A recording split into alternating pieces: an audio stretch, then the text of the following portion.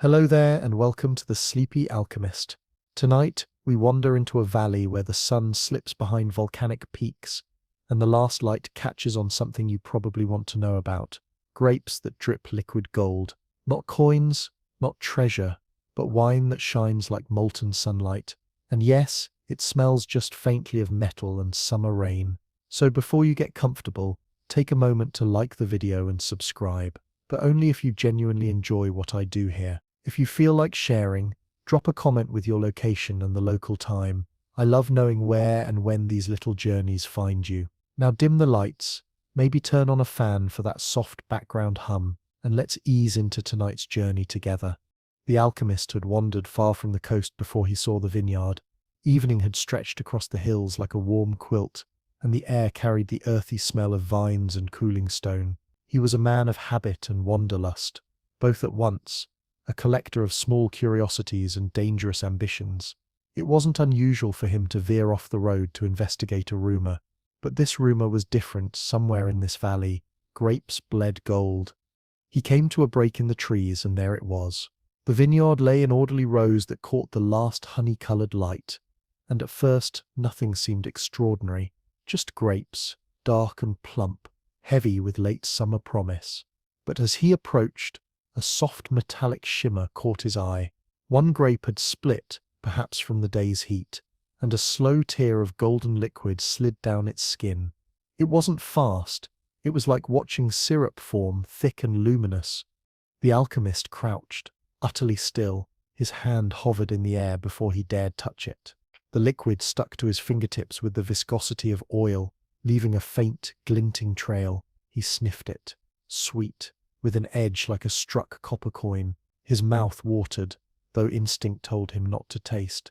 After all, he knew that medieval alchemists sometimes discovered wonders that were as lethal as they were beautiful. Mercury had that same deceit, lovely to the eye, deadly to the lungs.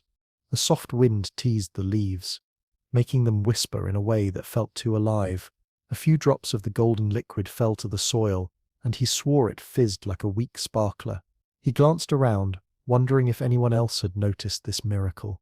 The vineyard was deserted, save for a lone scarecrow wearing a moth-eaten cloak that flapped in the evening air.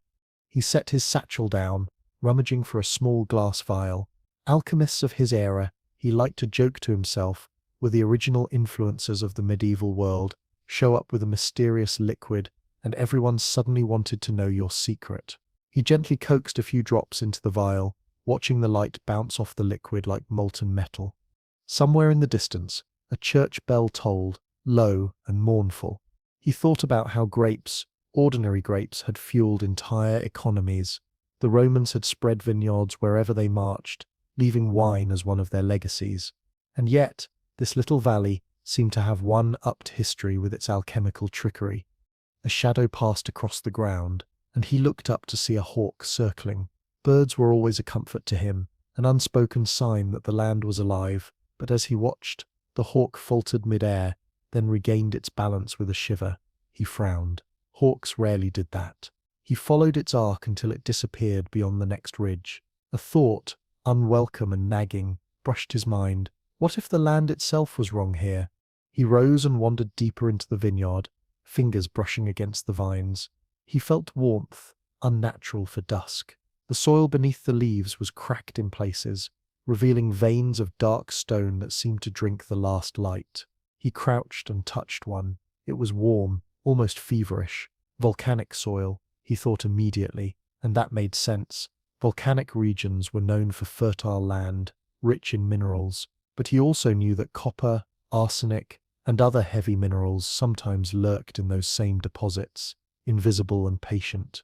He thought of Pliny the Elder, the Roman naturalist who had once written about vineyards thriving on volcanic slopes near Vesuvius, boasting that the wine there tasted of smoke and ash. Historians still argue whether the golden wines of Campania were simply poetic exaggeration or an early warning about toxic soil. He smiled wryly. If Pliny could see this place, he'd probably insist on bottling it immediately. The alchemist finally sat beneath a gnarled vine. Its trunk twisted like a rope of muscle. The golden droplets glistened around him, a constellation of liquid suns clinging to the grapes. He could imagine a merchant passing this way, and seeing only profit.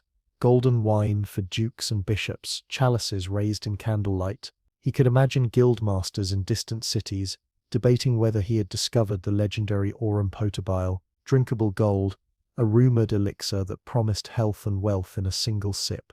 But he also noticed something else. The grass between the rows was sparse, patchy like a forgotten rug. No bees buzzed, no crickets sang. He rubbed his chin and whispered to himself, "Beautiful things are often lonely things." His voice drifted into the quiet like a pebble in a deep well. As the sky deepened to indigo, he finally rose and dusted off his hands. He had found the vineyard that bled gold, and the world felt like it was holding its breath. His satchel was heavier now, with the vial clinking softly inside. It was not gold, not truly, but it shimmered like a promise and a threat. The alchemist spent the night in the shadow of a crumbling watchtower on the ridge above the vineyard, his cloak wrapped tight against the chill. Sleep came in restless waves, punctuated by the soft clinking of the vial in his satchel. The moonlight slid across the valley, making the golden droplets in the vineyard glimmer faintly, like a constellation of stars that had fallen into the vines. He half expected to wake to find the whole place gone, a trick of exhaustion and wishful thinking. But when dawn seeped into the sky, cold and pearly, the vineyard remained. From above he saw that the land curved in an unnatural bowl, mist gathered at the bottom, hugging the vines as if reluctant to leave. He noticed a path leading to a weather-beaten cottage at the edge of the property. Smoke rose from its crooked chimney, thin and slow. Someone lived here after all. He made his way down, boots crunching on the ashy soil. When he reached the door, he paused. A sign, hand-carved and almost illegible, was nailed to the frame. It bore the symbol of a grape cluster, but the grapes were painted with dull, metallic gold. He knocked. The door opened to reveal an elderly man whose face was as furrowed as the vineyard itself. His eyes were alert, though, the kind of eyes that measured and weighed a person in silence. The alchemist offered a polite bow, and the kind of smile that suggested he was merely passing through, though they both knew curiosity had dragged him here. "You saw it," the man said. Voice like gravel rolled in a barrel. The alchemist hesitated. "The vineyard. Yes, I saw your grapes. They bleed gold." The old man's mouth twisted. Not gold, not to be trusted. He stepped aside and gestured for the alchemist to enter. Inside, the cottage was crowded with clay jugs, coiled ropes, and drying herbs that gave the air a bitter tang. On the table stood a single goblet filled with the golden wine. Light from the small window made it gleam like molten coin. Against better judgment, the alchemist leaned closer. The surface shimmered with faint ripples, though the room was still. "I've been asked to sell it to dukes," the old man said, settling into a chair with the weariness of someone who had repeated this story too often. "Merchants come with their wagons and their glittering eyes. They see wealth, but they don't see what it does to the land, or the people." He gestured toward the window. The alchemist followed his gaze and noticed, now that the mist had lifted, several vines were bare and brittle, as if burned from within. The old man poured a drop of the golden wine onto a strip of leather and handed it over. "Smell." The alchemist obeyed.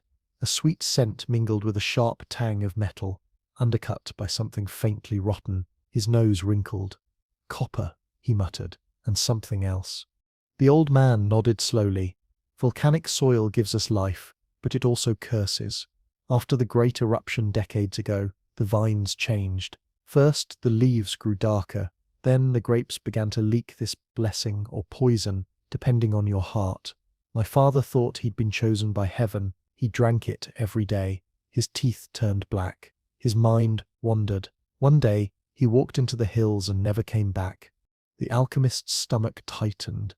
He had read something like this in a half-rotted manuscript from Sicily, stories of golden blood in vineyards after Etna's ashfall.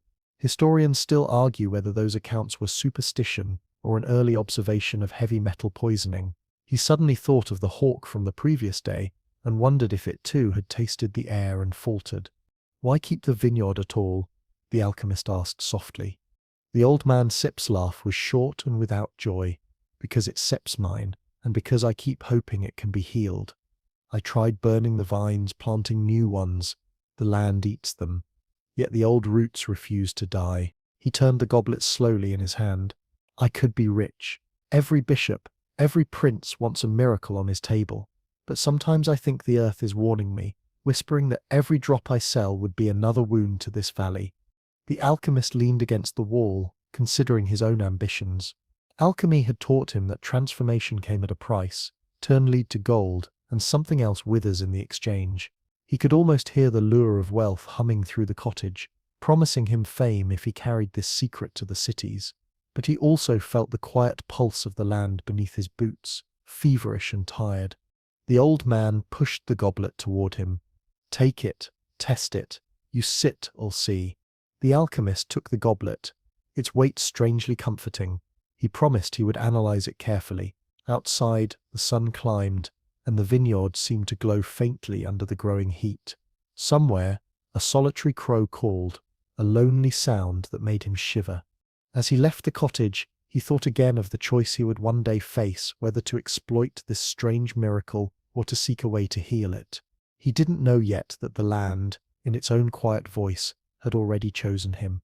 The alchemist followed the winding path deeper into the vineyard, the goblet carefully wrapped in a scrap of linen and secured in his satchel. The morning sun had burned off most of the mist, revealing vines that twisted like arthritic fingers. He brushed a leaf and felt it crumble slightly under his glove. A plant alive but somehow brittle, as if it resented being touched. The soil caught his attention next. It was darker than any vineyard soil he had studied, shot through with glimmers of green and orange. He knelt and sifted some between his fingers. It left a faint metallic sheen on his skin, and his tongue prickled just imagining the taste. He thought of Pliny the Elder's accounts of volcanic soil in Campania, which produced some of Rome's most prized wines. Historians still argue whether Pliny exaggerated the soil's almost magical fertility, or if the minerals truly created a unique terroir. Here, though, the magic seemed to have taken a sinister turn. He set up a small copper pan on a flat rock and poured a few drops of the golden wine from his goblet. In the sunlight, the liquid looked alive, almost crawling with its own radiance. He added a pinch of ash from his pouch, ordinary oak ash, a standard alchemical reagent for testing metals. Instantly, the wine fizzed and turned a deep red before fading back to dull gold. The reaction made him frown. Copper, surely, he muttered to himself. But something else is binding it. His teacher had once told him that alchemy is as much about listening as it is about mixing. He leaned close and let the faint vapors rise to his nose. They carried a scent like wet pennies and crushed violets, underscored by the bitter aroma of something overripe. It was intoxicating in a way that made his temples throb. He capped the sample and leaned back before he got dizzy. A soft sound interrupted his thoughts, a rustle of leaves followed by the faintest plink, like a droplet hitting stone. He turned and saw a single grape had split open on the vine, oozing its golden liquid. Sunlight made the drip sparkle as it fell to the ground. He followed it to where it splashed onto the soil. Instead of sinking in, the drop seemed to bead up, trembling before it was absorbed. The earth hissed softly. Somewhere nearby, a child's laughter broke the quiet. He froze. He hadn't seen any children. Then the sound came again, closer to a giggle mixed with a cough. From between two vine rows emerged a figure, a girl of perhaps 10, barefoot, with a crown of vine leaves in her dark hair. She carried a woven basket full of shriveled grapes. "You stir new," she said, tilting her head. "Grandfather said someone might come." The alchemist blinked. "You live here?" She shrugged. "When the air isn't set heavy, some days it makes my chest hurt." He felt a knot tighten in his stomach. He'd read of the vineyard fevers that plagued sulfur-rich soils, especially in areas near dormant volcanic vents. Historians still argue whether those fevers were caused by gases or simple malnutrition, but he was starting to believe the land itself exhaled poison. The girl held up her basket. "These are the ones we can eat. The shiny ones are bad for you, but people keep asking for them. Mama says the bad ones make the merchants act like foxes, clever but mean." He crouched to her level and saw that her hands were stained faintly green and bronze. "Does it hurt when you touch the shiny ones?" "Not right away, but sometimes I see lights when I close my eyes." She spoke it like a secret, not a complaint. He considered the implications: hallucinations, metallic residue, a family slowly succumbing to the land's strange chemistry. He realized with a start that he might already be breathing in whatever had twisted this vineyard into a gilded trap. The girl leaned closer and whispered, "If you listen at night, the ground hums, like bees under the dirt." That detail lodged itself in his mind. Ancient texts from Thessaly spoke of earth humming before minor eruptions or gas leaks. He wondered if pockets of air beneath the soil carried more than just heat. They might carry whispers of doom to anyone sensitive enough to notice. Before he could ask more, the girl scampered off, barefoot and light, vanishing into the rows of vines. Her laughter echoed briefly, then fell silent. The alchemist stayed kneeling for a long moment, staring at the soil where the golden drop had fallen. He thought about wealth, the kind that could buy laboratories, books, freedom from every petty duke, and he thought about the girl's stained hands.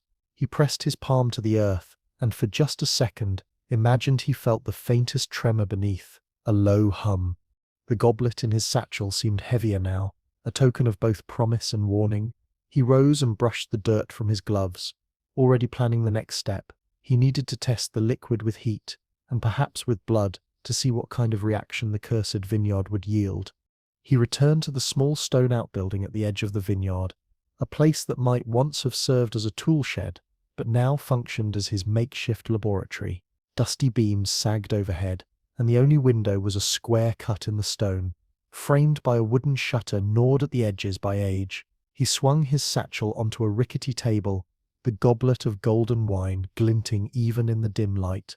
His hands moved with the patient rhythm of someone who has done this 1,000 times. He unpacked his crucibles, the coiled copper tubing of a simple alembic, and a small oil lamp for steady heat. He could almost hear his teacher's voice, dry and precise, warning him to respect volatile compounds and never assume a harmless glow meant harmlessness. He poured a finger of the golden liquid into the crucible and set it over the lamp. Almost immediately, the air filled with a metallic tang so sharp it made his eyes water. He fumbled for a scrap of cloth to tie across his nose and mouth, muttering, "Of course it would try to kill me before breakfast." As the wine warmed, its color deepened to a molten amber, and a thin vapor rose in lazy spirals. He caught some of it with a cool copper plate. Tiny crystals formed on the plate's underside, irregular, glittering, and tinged with green. He scraped a few off and let them dissolve in a splash of vinegar. The liquid fizzed, turned momentarily blue, then settled into a sullen brown. "Copper salts, and something more unstable," he murmured. "Possibly arsenic or mercury." He shivered at the thought. Medieval alchemists often courted death in their search for transmutation, and mercury fumes alone had driven many of his predecessors into tremors and madness. Outside, a crow landed on the roof with a clatter of claws and cawed once, as if punctuating his grim deduction. He found himself speaking to it. "Yes, yes, I know. Riches like this always come with a curse."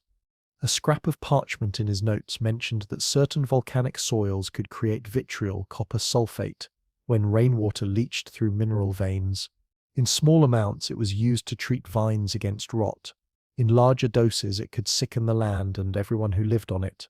Historians still argue whether early vintners truly understood the risk, or if they simply accepted that some harvests came with fevers and shortened lives.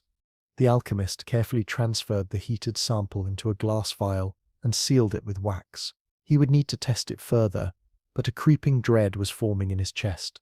This was no simple curiosity. It was an environmental trap disguised as a miracle. A soft knock startled him. He turned to find the old man, the owner of the vineyard, leaning in the doorway.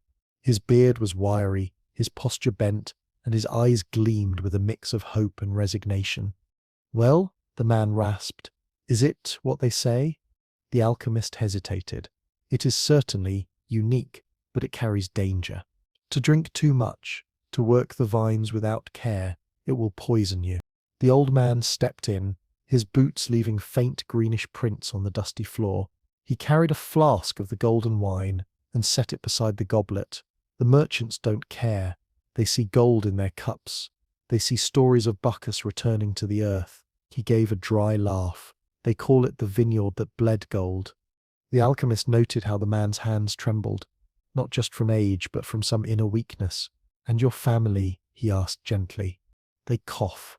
They tire fast. But this land is all we have. Without the wine, we have nothing."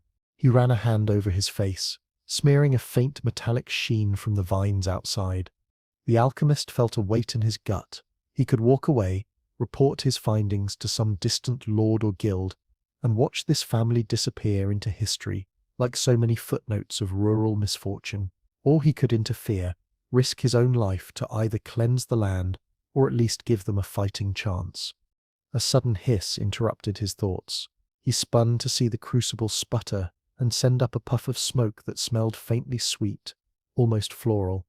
The old man sniffed and muttered, "Smells like my wife's jam." Then he coughed, hard enough to double over. The alchemist quickly fanned the smoke toward the window, his heart pounding. "You see, even the fumes are treacherous." For a long moment, only the faint drip of liquid from the cooling alembic filled the silence. Finally, the old man said, "If you can find a way to keep the gold without the poison, I will pay whatever you ask. But if we stop now, we starve." The alchemist looked down at his own hands, faintly dusted with glittering residue. He felt the vineyard pressing on him, a living thing demanding a choice he wasn't ready to make. He thought of the girl and her stained hands, of the hum in the earth, of the promise of wealth that could fund decades of study. He whispered to himself, "Wealth or healing, and both may come with loss." The next dawn crawled across the horizon, gilding the vineyard in a deceptive warmth. Mist clung to the rows of vines, making the grapes look like pearls suspended on threads. The alchemist rose with a headache that throbbed behind his eyes, a souvenir from the fumes of last night. He shuffled out with a clay jug of water and rinsed his face in the dew-chilled air. The old man was already there, sitting on an overturned barrel, gnawing a crust of bread. His expression was grim. "The merchants will be here in 3 days," he said. "They expect barrels of the golden wine ready for transport." The alchemist squatted to touch the soil between the vines. It was dark, crumbly, and streaked with the faintest shimmer of green. The volcanic ash from centuries past had left the land rich in minerals, but twisted by hidden veins of copper and arsenic. He knew from his studies that Pompeii's ancient vineyards had similar streaks of copper sulfate, which sometimes gave wines an almost metallic edge. Historians still argue whether Romans considered it a health tonic or a slow-acting poison. A nearby cluster of grapes caught his eye. Its skin bore tiny sunken spots. He plucked one, split it with his thumbnail, and watched a trace of gold bleed down his fingers. It wasn't pure gold, but the reaction between the juice and the metallic minerals in the soil. He licked his lips automatically, then thought better of it. A sudden rustling in the vines drew his attention. The girl emerged again, basket in hand. She waved shyly, then held out a single grape. This one glimmered like it had been dusted in powdered sun. "Papa says this is the lucky one," she said. "If you plant its seeds, maybe it grows more gold." The alchemist knelt, taking the grape carefully. He smiled softly. "Or maybe it grows more trouble. But thank you." He slipped the grape into a small linen pouch. Seeds carried the memory of the soil. Perhaps they would tell him whether this curse was rooted deep or if the land could be cleansed over time. After breakfast, a meager bowl of barley gruel, he walked the perimeter of the vineyard. He noted every strange feature: the way the western edge smelled faintly of sulphur after rain, the unnatural stillness of the air between the rows, and the occasional dead bird under the vines, feathers tinged green at the beak. A stray dog sniffed at one corpse and skittered away, whining.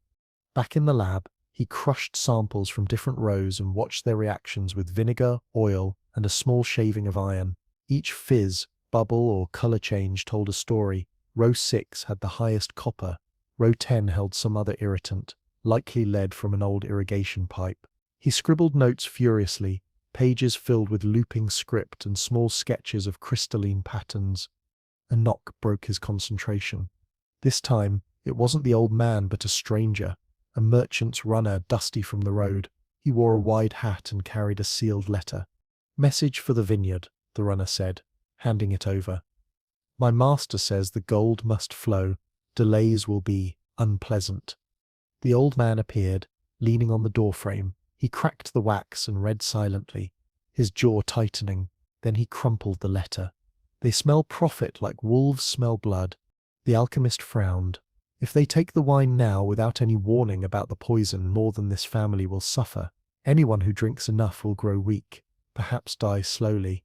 Then tell me what to do, the old man snapped, a rare flash of fire in his voice. Do I feed my children, or save strangers I will never meet? The alchemist had no answer. Instead, he reached for the small glass vial of concentrated golden residue from last night. He dipped a feather into it, then laid the tip against his own fingernail. Within moments, the nail tinged green, and a faint numbness crept into his fingertip.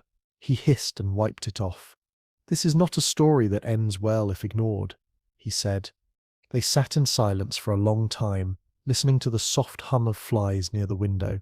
Then the old man whispered, "If there were a way to draw out the poison, keep the gold, but leave the land and the people unharmed, could you do it?" The alchemist thought of the copper coils in his alembic, of charcoal filtration methods he'd read about in a crumbling Venetian text, of sulfur fumes that could precipitate metals from liquids.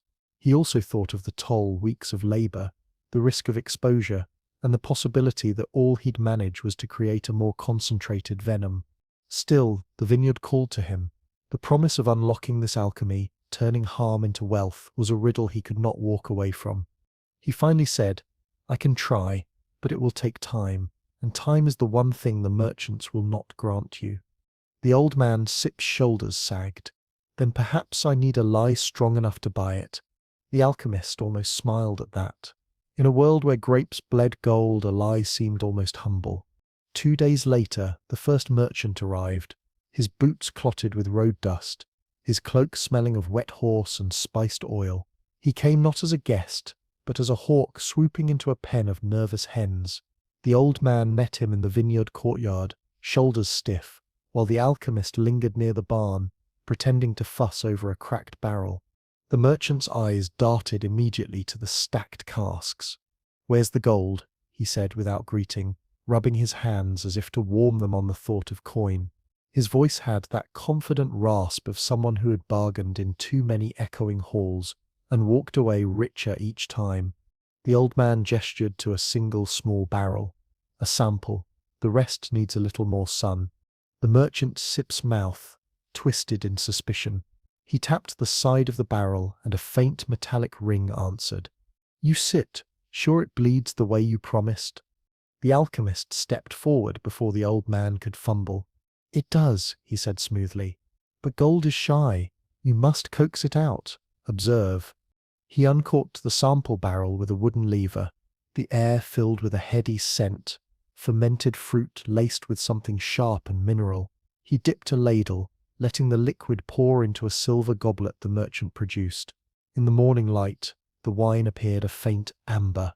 Then, as oxygen touched the surface, the metallic shimmer bloomed like sunlight catching a river. A glint of gold rippled outward. The merchant gasped, and a grin split his face. "Ha! The stories undersell it." He sniffed but didn't drink.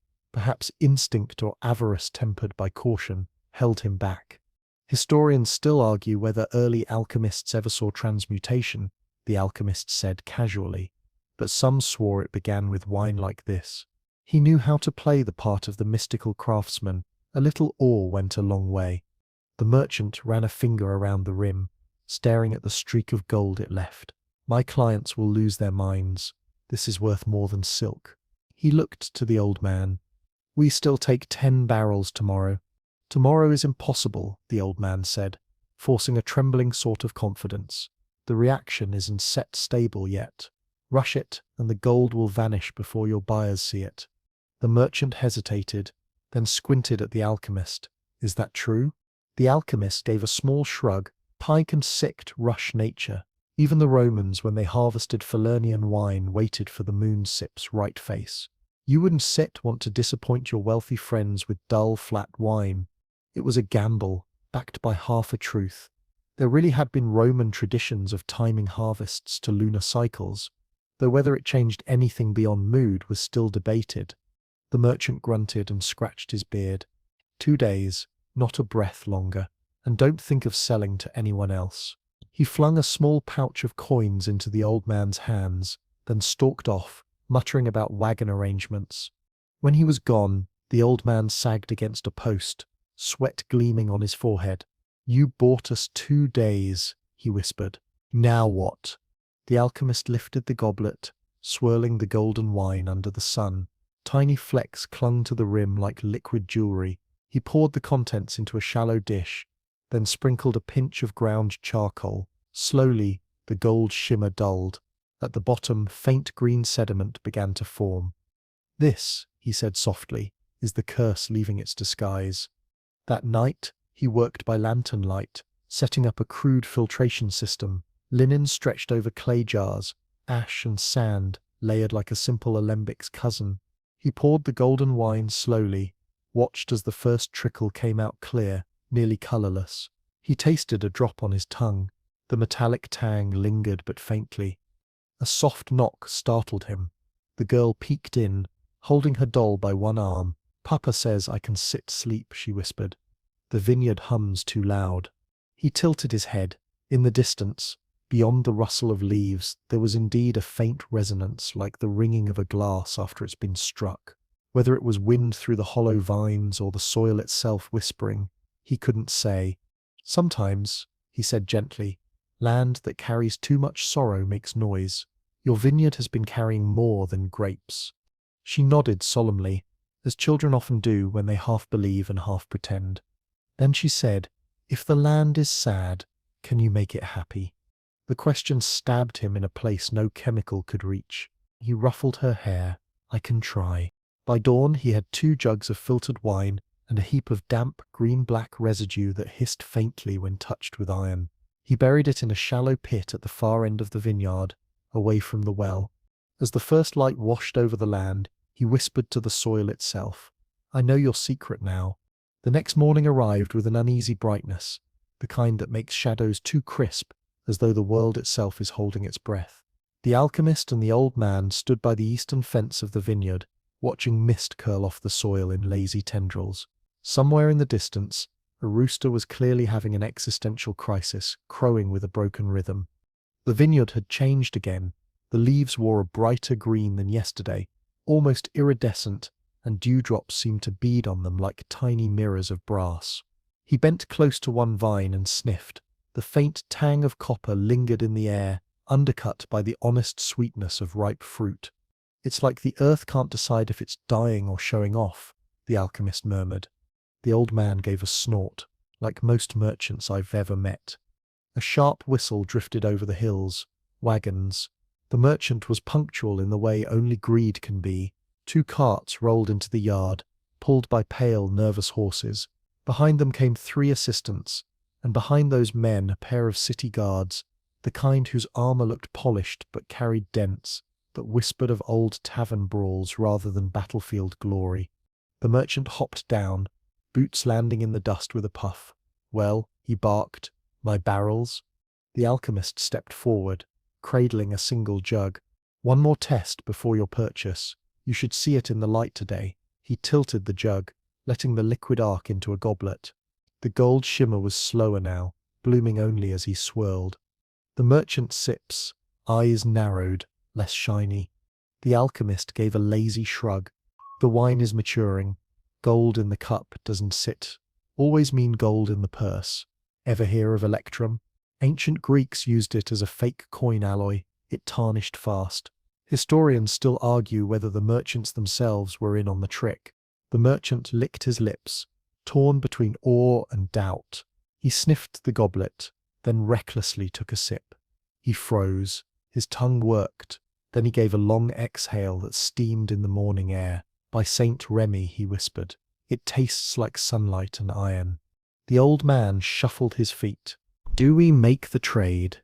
2 carts today," the merchant said, voice sharpening again, "and if the quality holds, more next week."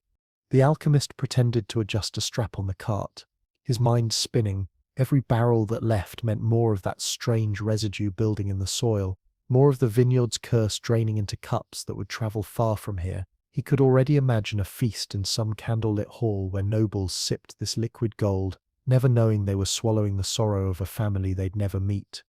That evening, after the wagons disappeared down the dusty road, the alchemist stayed behind in the vineyard. He crouched by the vines, fingers pressing into the soil. It felt warm, as if the earth was running a fever. A faint vibration tickled his palm, like a cat purring somewhere deep underground. The girl approached quietly, her doll tucked against her shoulder. "Papa says we still rich now." He gave a weary smile. "Rich comes with a receipt, little one. The land always collects payment." She tilted her head. "Then we should say sorry to the land." The idea hit him like a spark. He rose, brushing dirt from his knees, and wandered toward the buried residue pit. By lantern light, he uncovered it enough to check the smell, sharp, sour, and metallic. He knew from his training that some medieval vineyards in volcanic regions thrived because of mineral-rich soil, but too much copper and arsenic could kill a field for decades. He whispered, "This is your voice, isn't it? This is why you hum." Above, the stars emerged in a velvet sky, their cold patience a contrast to the frantic human dealings below. Somewhere, an owl gave a throaty call, and the vineyard hummed again, ever so faintly, like a warning or a lullaby. Night draped itself over the valley like a heavy velvet cloak, and the alchemist lingered in the vineyard long after the others had gone to bed. A faint mist crawled along the ground, hugging the vines like some spectral pet. Each grape seemed to catch the starlight, dull glimmers that pulsed whenever the wind stirred the leaves. It was beautiful, yes, but in the way lightning storms are beautiful, all energy and unspoken threat. He set up a small oil lamp on an overturned barrel and began arranging his tools. The merchant's visit gnawed at him. He'd seen greed plenty of times, but this was a deal with the land itself, and he wasn't sure who would win. He dipped a slender glass rod into a jug of the golden wine and held it up, letting the last glow of the horizon catch the shimmer. Then, carefully, he dripped a single drop onto a square of parchment dusted with powdered iron. The reaction was immediate. The droplet flared into a halo of greenish gold before fading to a dull brown stain. He muttered under his breath, "Iron displacement too fast." He flipped open one of his leather-bound notebooks, the corners curled and smudged with old experiments. A bat swooped low, making him flinch, and he chuckled to himself. Right, nature loves jump scares. It reminded him of a curious note he'd read in an old text about viticulture in volcanic regions of Italy. The author claimed that vineyards near Vesuvius sometimes produced wine that sparkled faintly under moonlight, a phenomenon locals blamed on trapped stars in the grapes. Historians still argue whether it was superstition, volcanic minerals, or simply condensation catching the night glow. The alchemist found the comparison disturbingly apparent. He decided to take a soil sample. Kneeling, he pressed a brass scoop into the dirt between two vines. The sample was hot, literally warm to the touch. He crumbled it in his fingers, bringing it to his nose.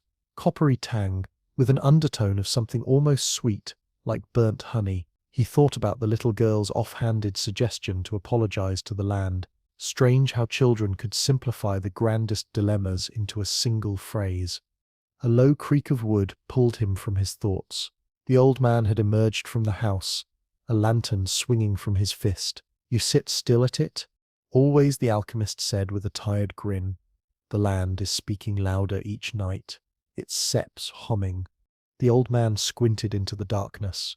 "I don't fit here a thing. Not with your ears." He tapped his temple lightly. "It seps in the way the soil shakes when I touch it, like a kettle about to boil over." The old man shook his head.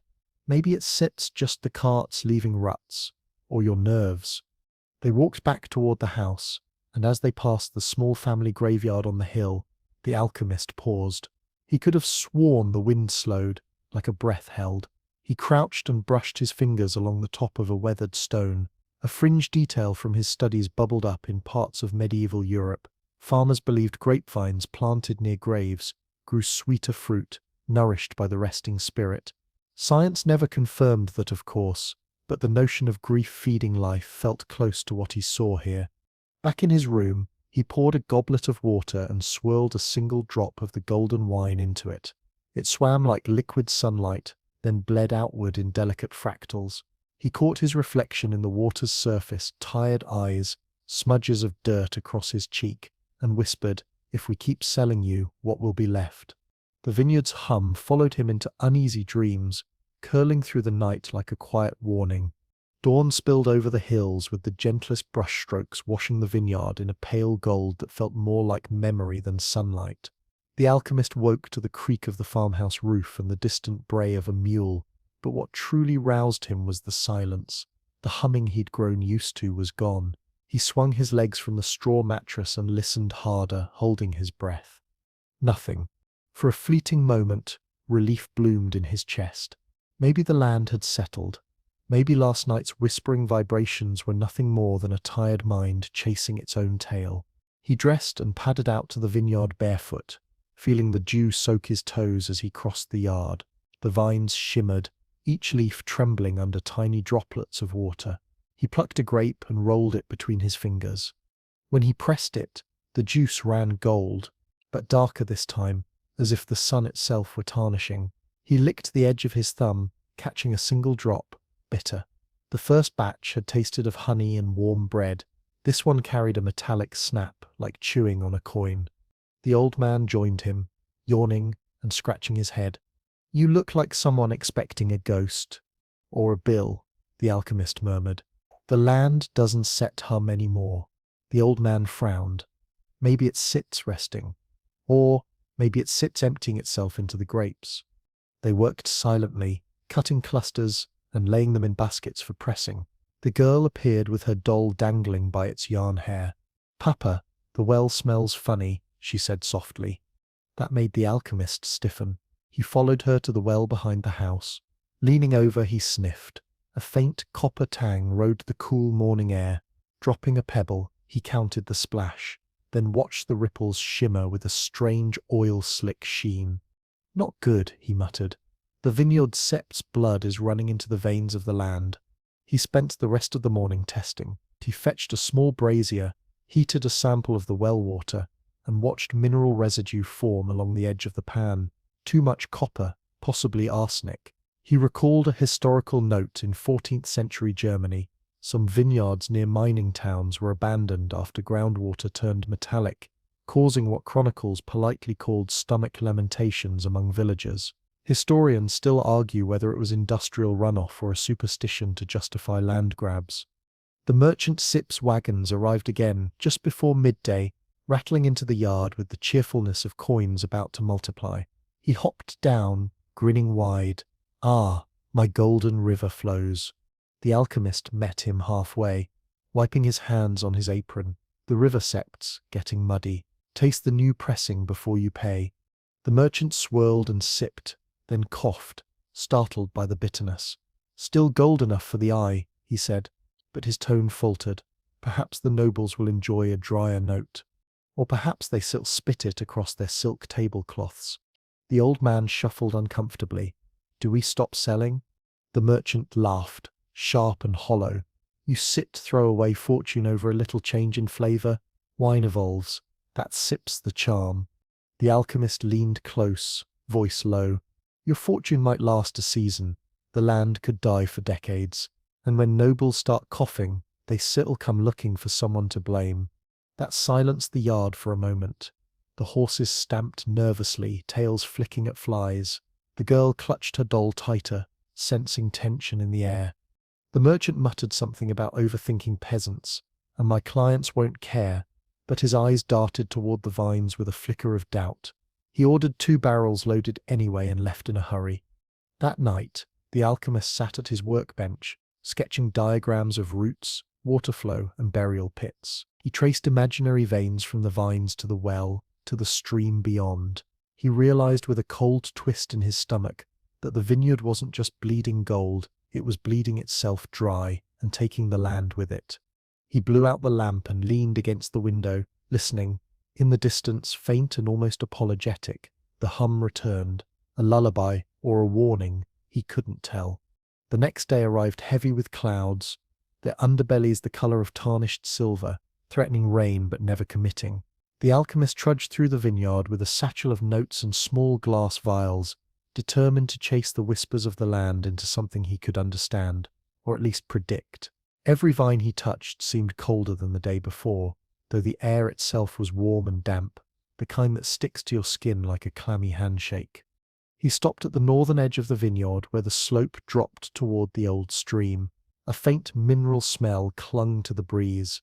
He crouched and dipped a finger into the trickle of water, then tasted it against his better judgment. Metallic, again. This time, there was a faint, almost peppery aftertaste. He made a note in his journal, stream contamination progressing. Flavor variant suggests copper plus something else.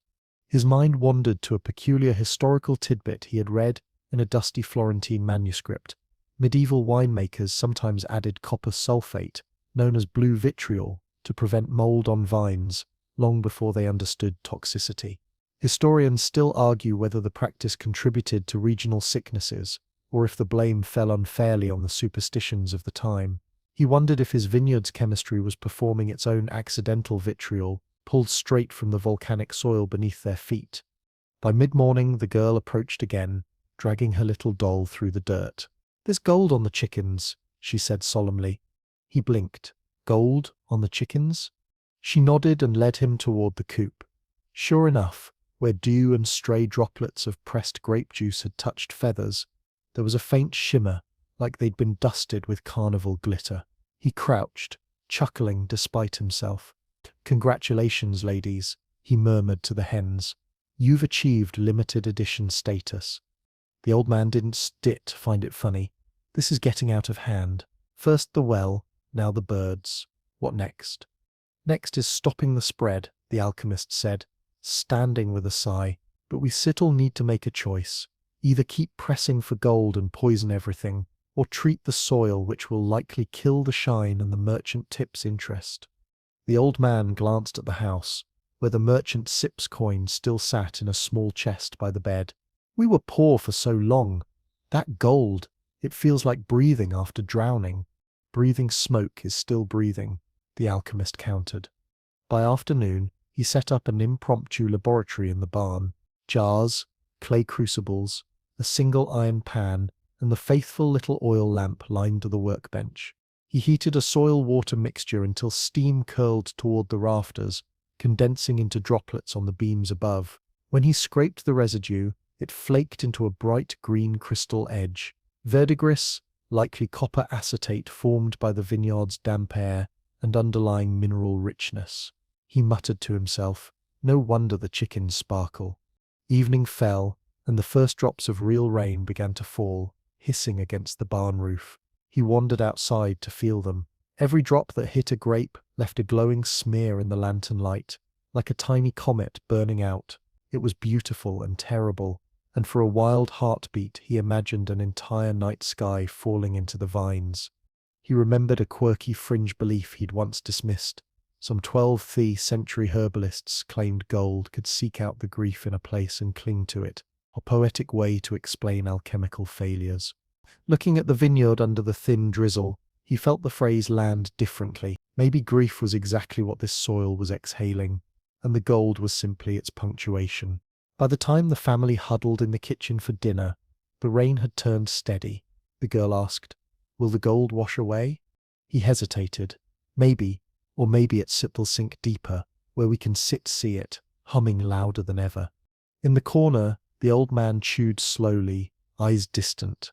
He finally muttered, "If I choose healing over wealth, what's Sip's left for us?"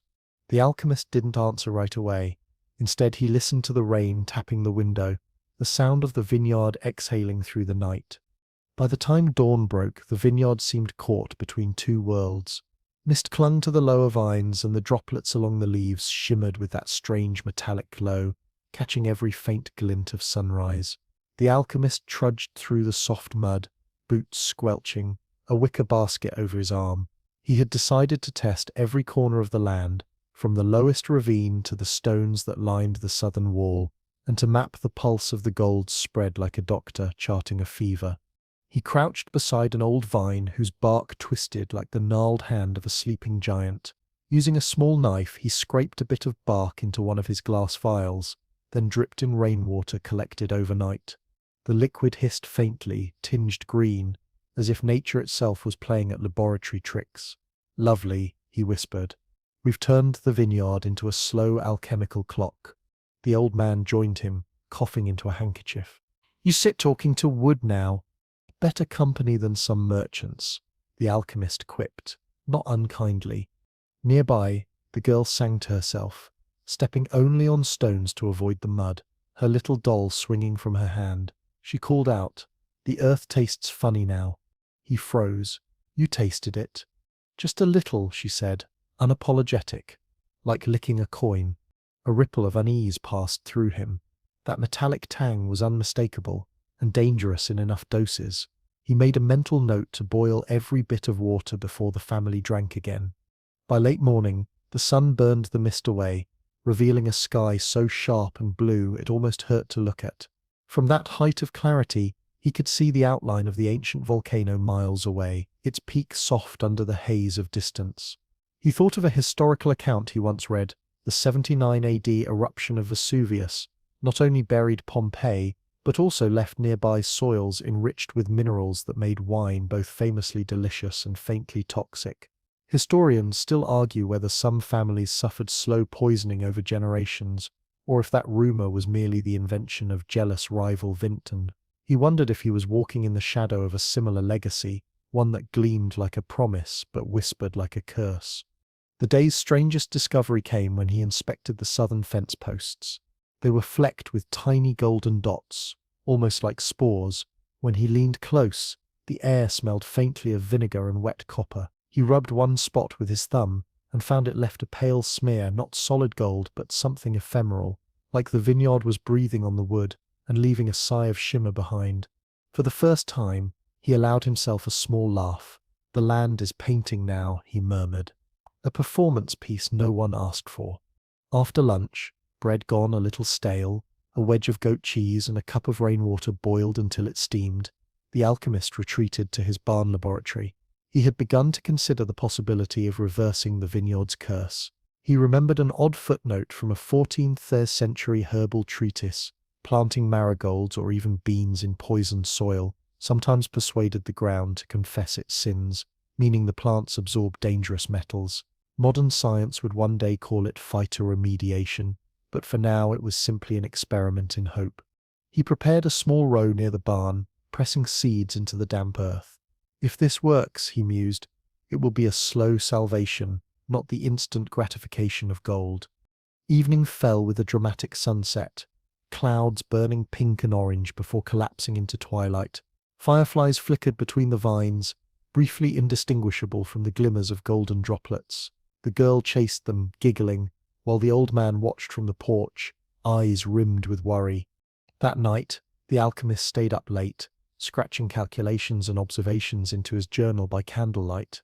His fringe fact for the evening popped into his mind uninvited. In some medieval towns, families believed the land itself could grieve when a child died and would sometimes produce strange mushrooms or coloured water as a sign.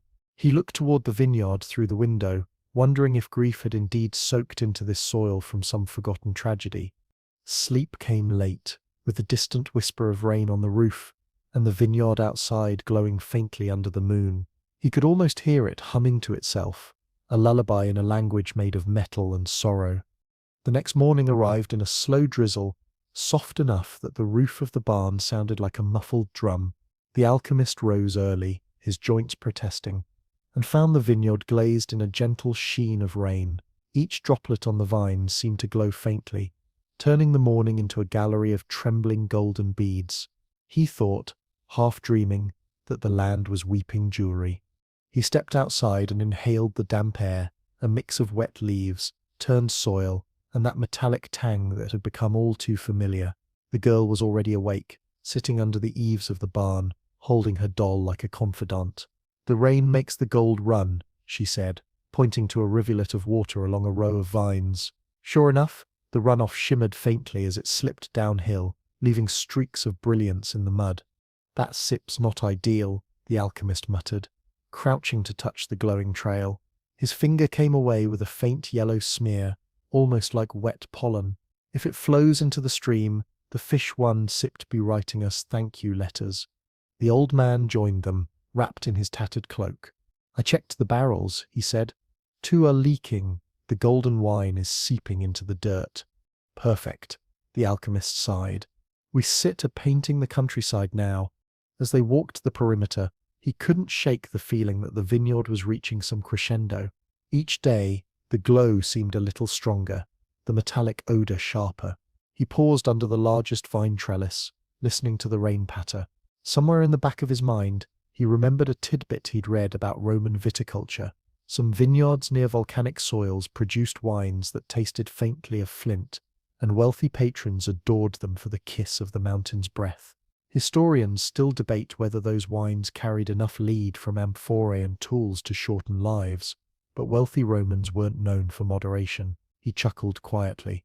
I suppose our vineyard is just giving the mountains breath, with a side of slow death. The girl, unfazed, squelched through the mud to inspect the newly planted row of marigolds and beans. To the alchemist's relief, the seeds had sprouted tiny green nubs despite the hostile soil. Life, stubborn and small, insisted on happening. By midday, the drizzle gave way to a hesitant sun, and the golden rivulets dried into crusted streaks. He decided to conduct an experiment. In the barn, he filled 2 small earthen cups, one with regular vineyard soil and one with the golden residue. Into each, he poured rainwater and added a scrap of copper wire. Within minutes, the golden sample fizzed faintly, leaving the wire coated in a fragile, glinting film. The alchemist whistled. Electrochemical mischief, he murmured. The land is performing alchemy without my permission. He was still marveling when a low rumble reached his ears. Thunder! He stepped outside and scanned the horizon. Not a cloud in sight, but the ground trembled ever so slightly beneath his boots. He knew this region was laced with old volcanic veins, dormant but never entirely silent. A tremor like this could stir minerals, shift water tables, or crack some forgotten cavern beneath the vines. That evening, while the old man prepared a thin stew of lentils and garlic, the alchemist and the girl lingered near the porch, watching the fireflies return. She asked, in that blunt way only children manage, "If the vineyard dies, will you die too?" He hesitated, caught off guard by the weight of the question. "No," he said softly, "but I would feel it, like losing a friend I've been talking to for a very long time." She nodded solemnly, then pointed toward the slope where the first marigolds had broken the soil. "Then we should make new friends for the ground." A faint wind rustled the vines, as if in agreement. He thought of another fringe anecdote, how some medieval farmers swore that playing music to vines could change the flavor of grapes, an early superstition of singing vineyards. He made a mental note. Tomorrow, he'd bring out his old lute. If the land wanted conversation, he'd offer a melody. That night, the journal entries were more hopeful than the ones before. Rainwater had slowed the spread of golden residue, the marigolds had sprouted, the tremor had reminded him that nature's hand was always on the lever, and wealth could vanish with a single shift of stone. He fell asleep in his chair to the soft patter of dripping eaves, and in his dream the vineyard whispered lullabies made of raindrops and tiny bells.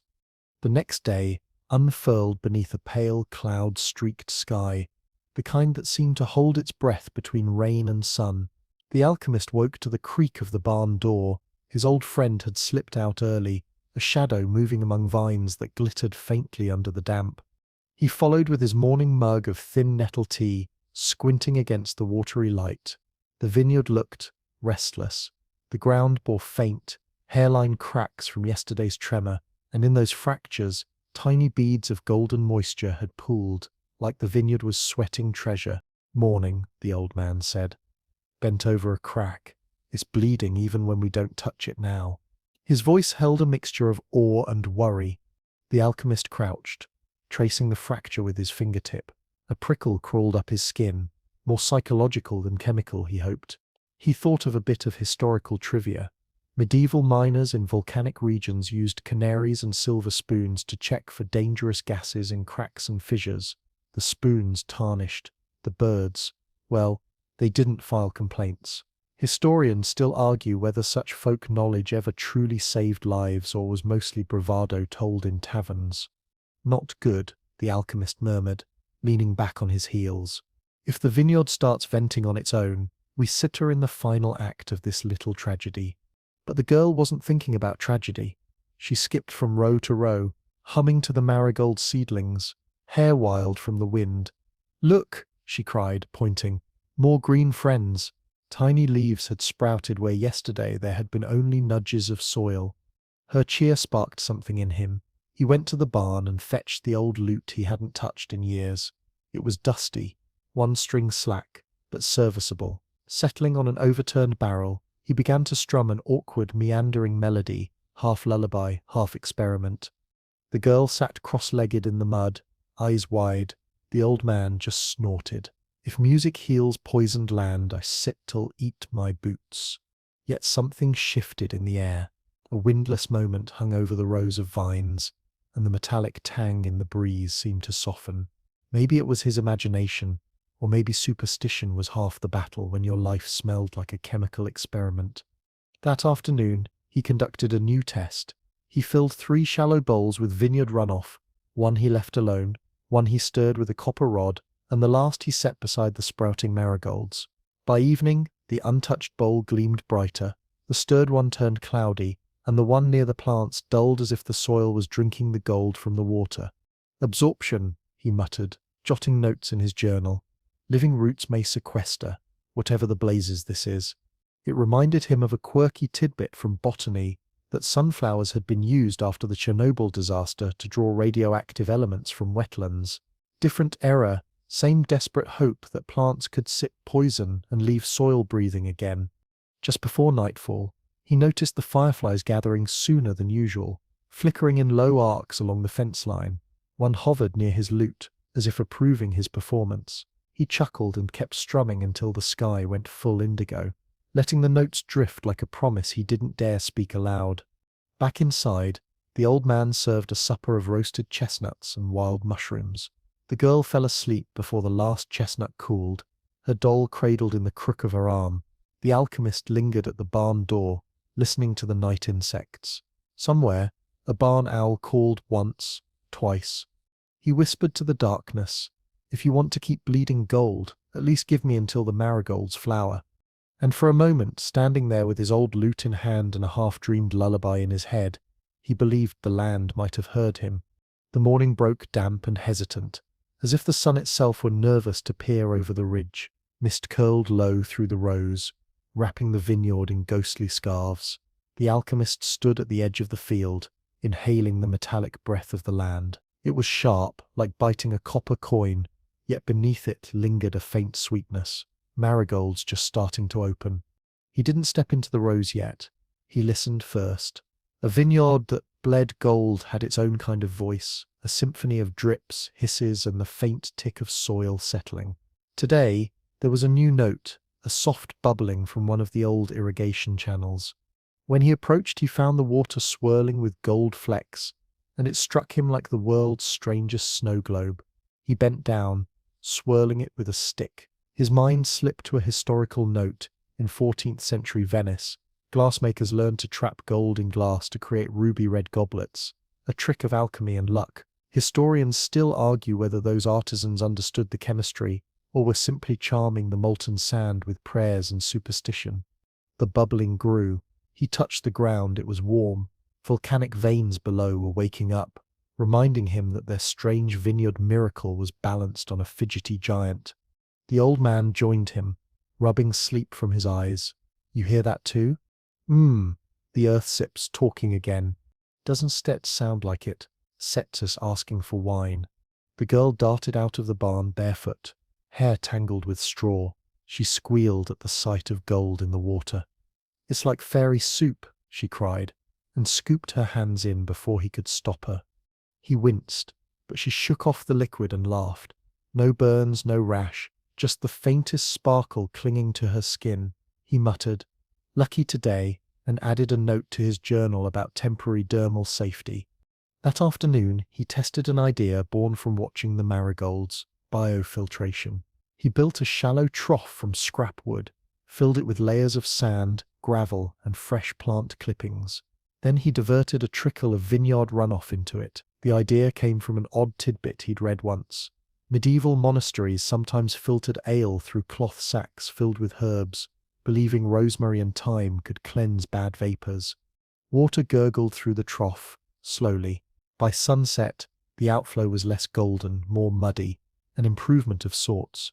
He let himself smile, but only for a heartbeat. The earth rumbled again, subtle but insistent, like a cat kneading under the floorboards. As twilight fell, bats began to sweep above the vineyard. He'd always admired them, quiet little sentinels. He told the girl how in the Middle Ages, sailors thought bats were omens, sometimes lucky, sometimes dire, and historians still argue if their sudden presence in chronicles meant actual swarms or just nervous imaginations before storms. The old man brought out 3 mugs of diluted grape must. They toasted without words, the faint sweetness cutting through the mineral air. Fireflies appeared, and for the first time in days, the alchemist noticed their glow reflected in puddles that were no longer entirely gold. "See," he murmured, almost to himself, the land sips learning to exhale. The next morning broke beneath a dim veil of clouds, as though the sky itself hesitated to reveal what the day would bring. The alchemist rose early, stiff from sleeping in the cramped cot of the old farmhouse, his mind still swirling with restless images of golden tears dripping from grapes, and the quiet accusing stare of the land itself. He had spent so many nights wandering the rows in half dreams, half guilt, and now his feet knew every knot in the soil. When he stepped outside, dew kissed his boots, and the air was heavy with the scent of wet leaves and fermenting skins. In the distance, the old man stood, leaning on a rake, staring over the lower vineyard like a shepherd, watching a flock he wasn't sure he still owned. He didn't wave, he didn't smile, he only nodded once, grimly, and went back to scraping the damp earth, as though preparing it for a burial. The vineyard no longer shimmered, the sun caught only faint flecks of yellow where the last of the golden grapes hung. The once astonishing streams of metallic nectar had dwindled to a memory, leaving behind soil darker than it should have been, smelling faintly of copper and ash. The alchemist crouched, sifting a handful of dirt between his fingers. It left a faint metallic tingle on his skin, and he wiped his hand against his coat instinctively, though the sensation lingered like a ghost. "This land is tired," the old man muttered finally, walking up behind him. His voice cracked with the weight of many seasons. "If you ask me, she's been bleeding for too long." The alchemist sighed, staring at the clods of soil he had disturbed. "I thought I was giving her glory, riches, fame." But he let the words trail away. Above them, a pair of crows swooped and settled on the boundary fence, cawing as if to punctuate the thought. The girl appeared moments later, still in her patched blue dress, hair wild from sleep, clutching Duke Puddles the frog in her small hands like a guardian. "He wanted a walk," she announced, as though the frog had requested this vineyard tour personally. The alchemist forced a smile. "Careful where you step. The ground feels different." The child crouched, poked at the earth, and squinted. "It's like it's sick," she said softly, in the blunt way only children could deliver truth. Duke Puddles croaked once, as if in solemn agreement. The alchemist knew the girl was right. The once thriving soil had been leached of its natural vibrancy by his endless experiments. He thought of the chemical washings, the copper-infused irrigation, the delicate balance he had toppled while chasing the miracle of golden wine.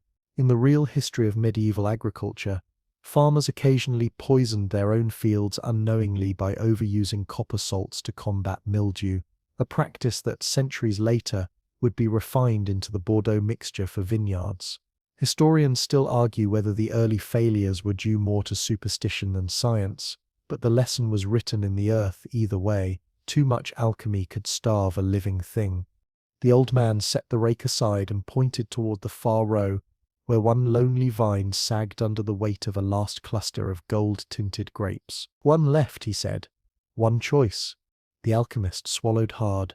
They all knew what he meant. He could harvest those final grapes, crush them, and perhaps coax one more batch of golden wine from the soil, a batch that would fetch enough wealth to buy freedom from his debts, perhaps even secure a legacy that traveling merchants would whisper about for years. Or he could cut the vine, leave the last temptation unclaimed, and begin the slow, humbling work of healing the vineyard. He rose and began the long walk down the row, his boots sinking slightly into the damp earth. Each step seemed to echo a memory. The first night he saw the shimmering drip, the first coin pressed into his palm by a wide-eyed noble, the first whispered rumor that he had turned nature into treasure. Greed, wonder, ambition, all braided together like the gnarled branches of the vines themselves. The old man and the girl followed in silence, the only sounds the soft rustle of leaves and the occasional clink of the rake handle against the man's ring. When they reached the vine, the alchemist crouched to study it. The golden grapes were smaller than he remembered, their skin faintly puckered, their glow dulled. Yet even in this faded state, they whispered promises, just one more, just one last indulgence. "Do it," the old man said quietly. "Decide, one way or another, we all move on after this." The alchemist's hands hovered over the cluster. He thought about the marketplace, about the thrill of astonished faces watching gold drip into their cups. He thought of the girl, cradling Duke Puddles and humming to herself, trusting him to make the vineyard safe enough for frogs and feet alike. He thought of the land, exhausted and patient, waiting to see if he had learned anything at all. A drop of morning dew slid from one grape, catching a faint glint as it fell to the soil. It looked almost like liquid sunlight, but he knew better now. Slowly he reached for his pruning knife. His hands shook, but not from fear. It was something heavier, acceptance.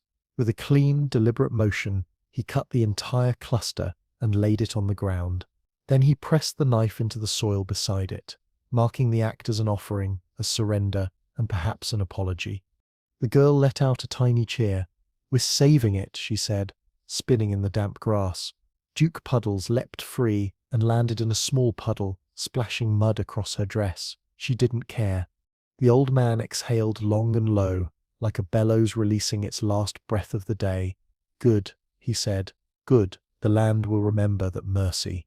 They spent the rest of the morning walking the vineyard, cutting back the sickest vines, covering exposed roots with fresh compost, and murmuring soft encouragements as if the plants could hear. Medieval farmers often talked to their fields, believing voice and breath could invite fertility back to the earth. Historians still debate whether this was ritual or simply an early form of mindful farming, but standing there, the alchemist felt the strange truth of it. By late afternoon, the clouds had thinned, and streaks of sunlight warmed the damp rows. Birds returned to perch on the fence posts. Even the air seemed lighter, scented now with crushed herbs and distant wood smoke instead of metallic tang. The alchemist washed his hands in the stream that bordered the property. The cold water bit at his skin, rinsing away the last residue of copper and guilt. For the first time in many months, he felt something like hope, not the feverish hope of riches, but the quiet hope of renewal. When evening settled, they gathered by the barn. The old man built a small fire. The girl fell asleep against a hay bale with Duke Puddles nestled on her lap, and the alchemist leaned against the doorframe, watching embers rise into the cooling sky. He could almost hear the vineyard breathing differently now, a slow and steady rhythm that matched his own.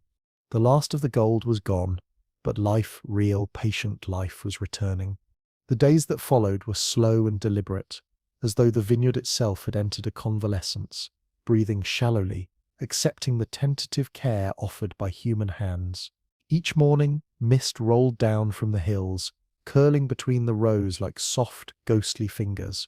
The alchemist rose before the sun, his boots damp with dew before the sky even blushed with light. He had committed to a new ritual, not of extraction and indulgence, but of listening. He would walk the perimeter first, feeling the subtle changes in the soil underfoot. It no longer held that metallic bite, though traces lingered in scent and memory. He carried a pail of water from the stream, dipping his fingers into the icy current to scatter droplets over the roots.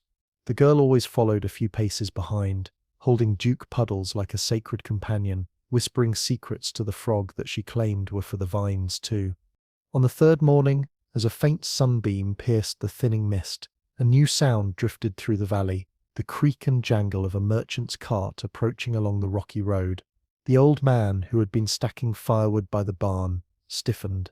He recognized that rhythm immediately, commerce returning to their forgotten corner. The merchant, wrapped in a patched wool cloak and wearing a hat too wide for his head, was a man who smelled of horse and river mud. His wagon was loaded with barrels, bolts of rough cloth, and a few small cages of hens that clucked nervously at the motion. He halted by the fence and called out, "I heard a rumor about gold in this valley. Thought I might see for myself." The alchemist froze. For a moment his heart quickened, a flicker of the old hunger, the memory of coins clinking, of nobles marveling at cups of liquid sunlight flashed before him. But he caught himself, inhaled the smell of wet grass, and answered steadily, "The gold is gone. This vineyard is only a vineyard now." The merchant squinted. "Gone? A shame. Could sit made us both rich." The old man approached, wiping his hands on his trousers. "Richness isn't always in your purse," he said curtly, and with a surprising finality he waved the merchant away. The man grumbled, snapped his reins and trundled off down the road, leaving behind only a faint dusting of gravel and a distant clatter. The alchemist watched the wagon disappear, feeling a peculiar mixture of loss and relief. He understood now that temptation would arrive again and again, always wearing a slightly different hat. True choice was not a single act, but a practice. That afternoon, the work of true restoration began. Together they prepared a concoction of compost, ash, and crushed herbs, remedies learned from old viticultural notes, half folklore and half practical science.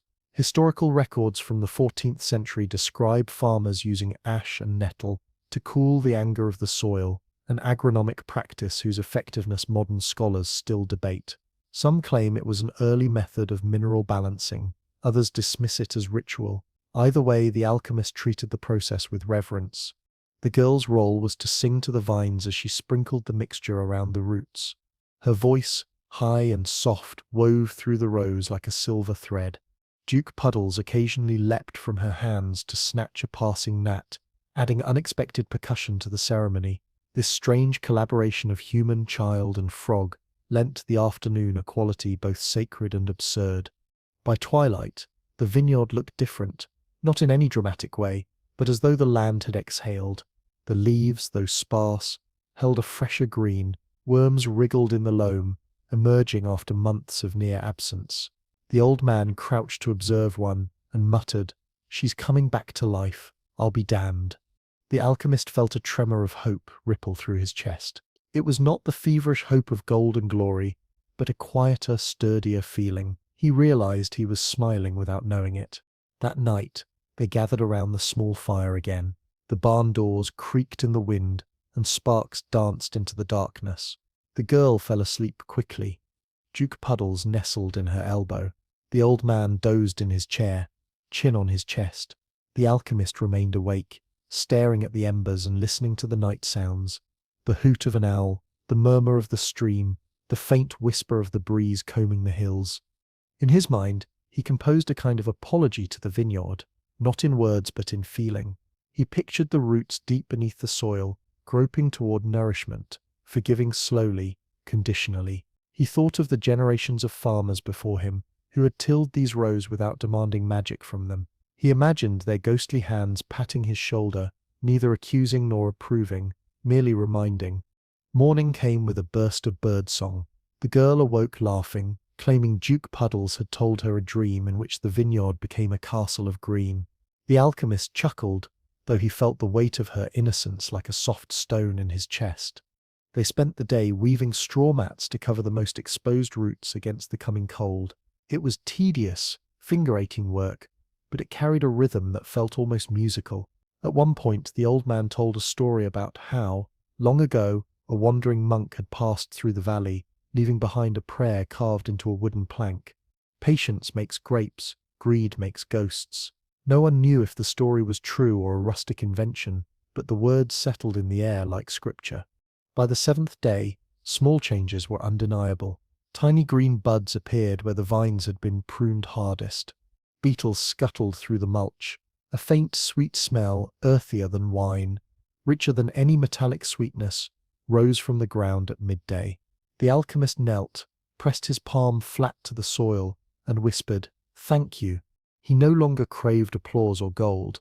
Instead, he found himself cataloguing small signs of life, taking mental notes like a naturalist.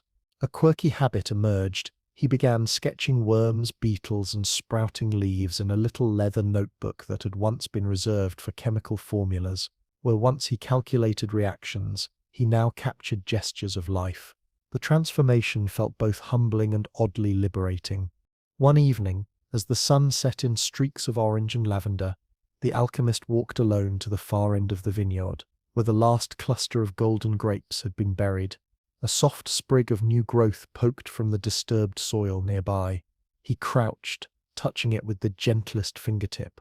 A wind passed over the valley, carrying the scent of wild thyme and distant wood smoke. For the first time in months, he felt the vineyard's silence not as accusation, but as companionship. The old man joined him, leaning heavily on his rake. "You feel that?" he asked. "Yes," the alchemist whispered. "She sips forgiving us." "Not forgiving," the old man said with a crooked smile. "Just willing to start over if we don't make the same damn mistakes." The alchemist laughed softly. It was a laugh free of ambition, and in that laugh lived the seed of a new life. That night, he closed his eyes under the barn's low rafters and dreamed, not of gold, not of markets or marveling nobles, but of rows upon rows of green vines, breathing in rhythm with the earth. And somewhere among the leaves, a small frog croaked like a heartbeat, steady and content.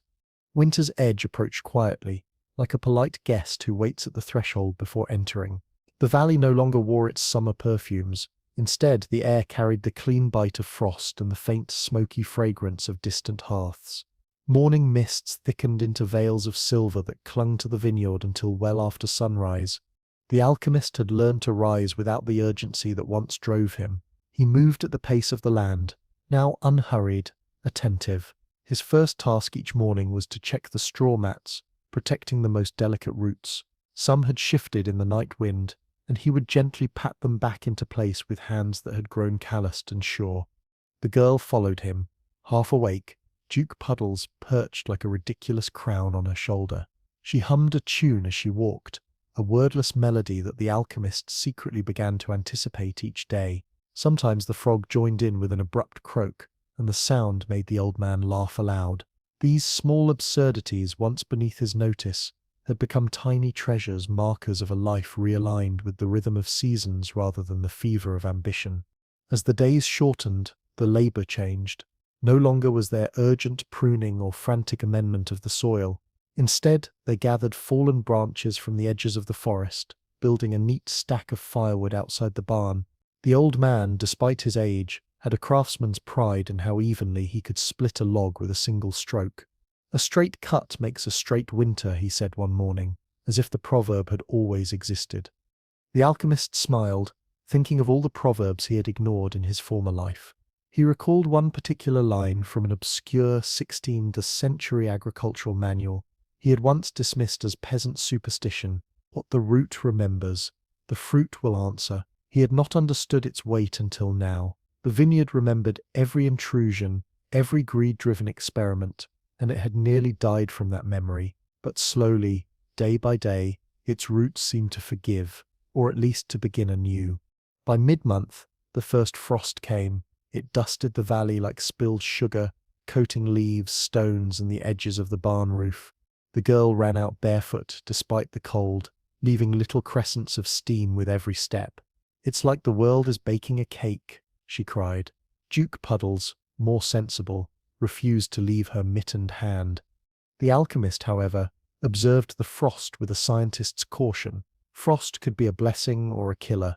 In some wine regions, historical records show that a well-timed early frost could help harden vines for winter, a process known as cold acclimation, but an untimely deep freeze could cripple young shoots. He took note of the frost pattern and exhaled in relief, light, harmless, and perhaps even helpful.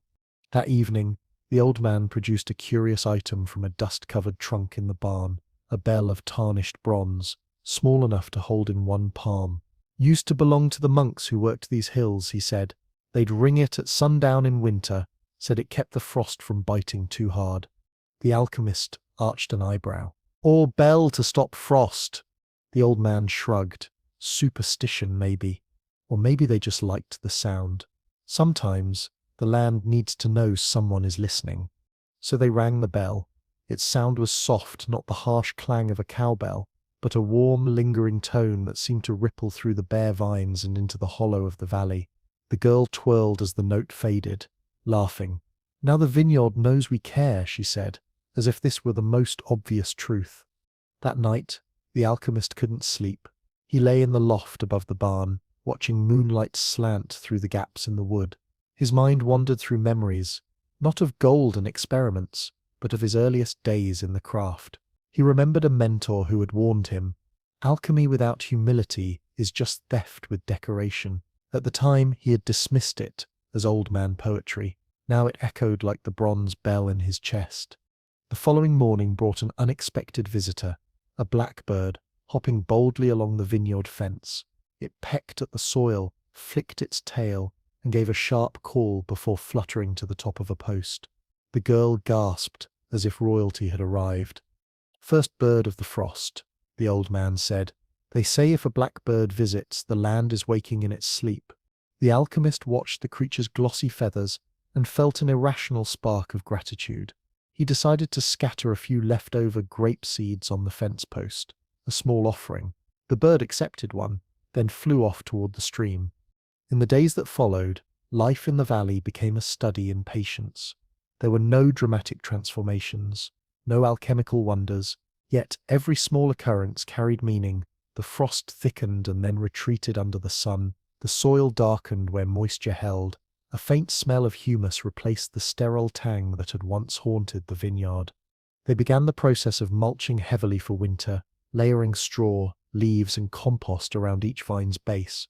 The work was slow and repetitive, and the alchemist's back ached each evening, but there was a meditative quality to it, as if each motion pressed a promise into the earth: "We will not harm you again." Occasionally, travellers passed on the road, some curious, some indifferent. A few had heard rumours of the vineyard's golden miracle, but most saw only a quiet farm with 3 figures and a frog moving steadily through rows of sleeping vines. The alchemist found that he preferred this anonymity. One evening, as the last light drained from the sky, the old man started a story while they rested by the fire. "Long ago, there was a vineyard that sang," he said. "Not in words, mind you, but in a hum you could hear if you pressed your ear to the soil. They say it only sang for those who worked with clean hands and honest hearts."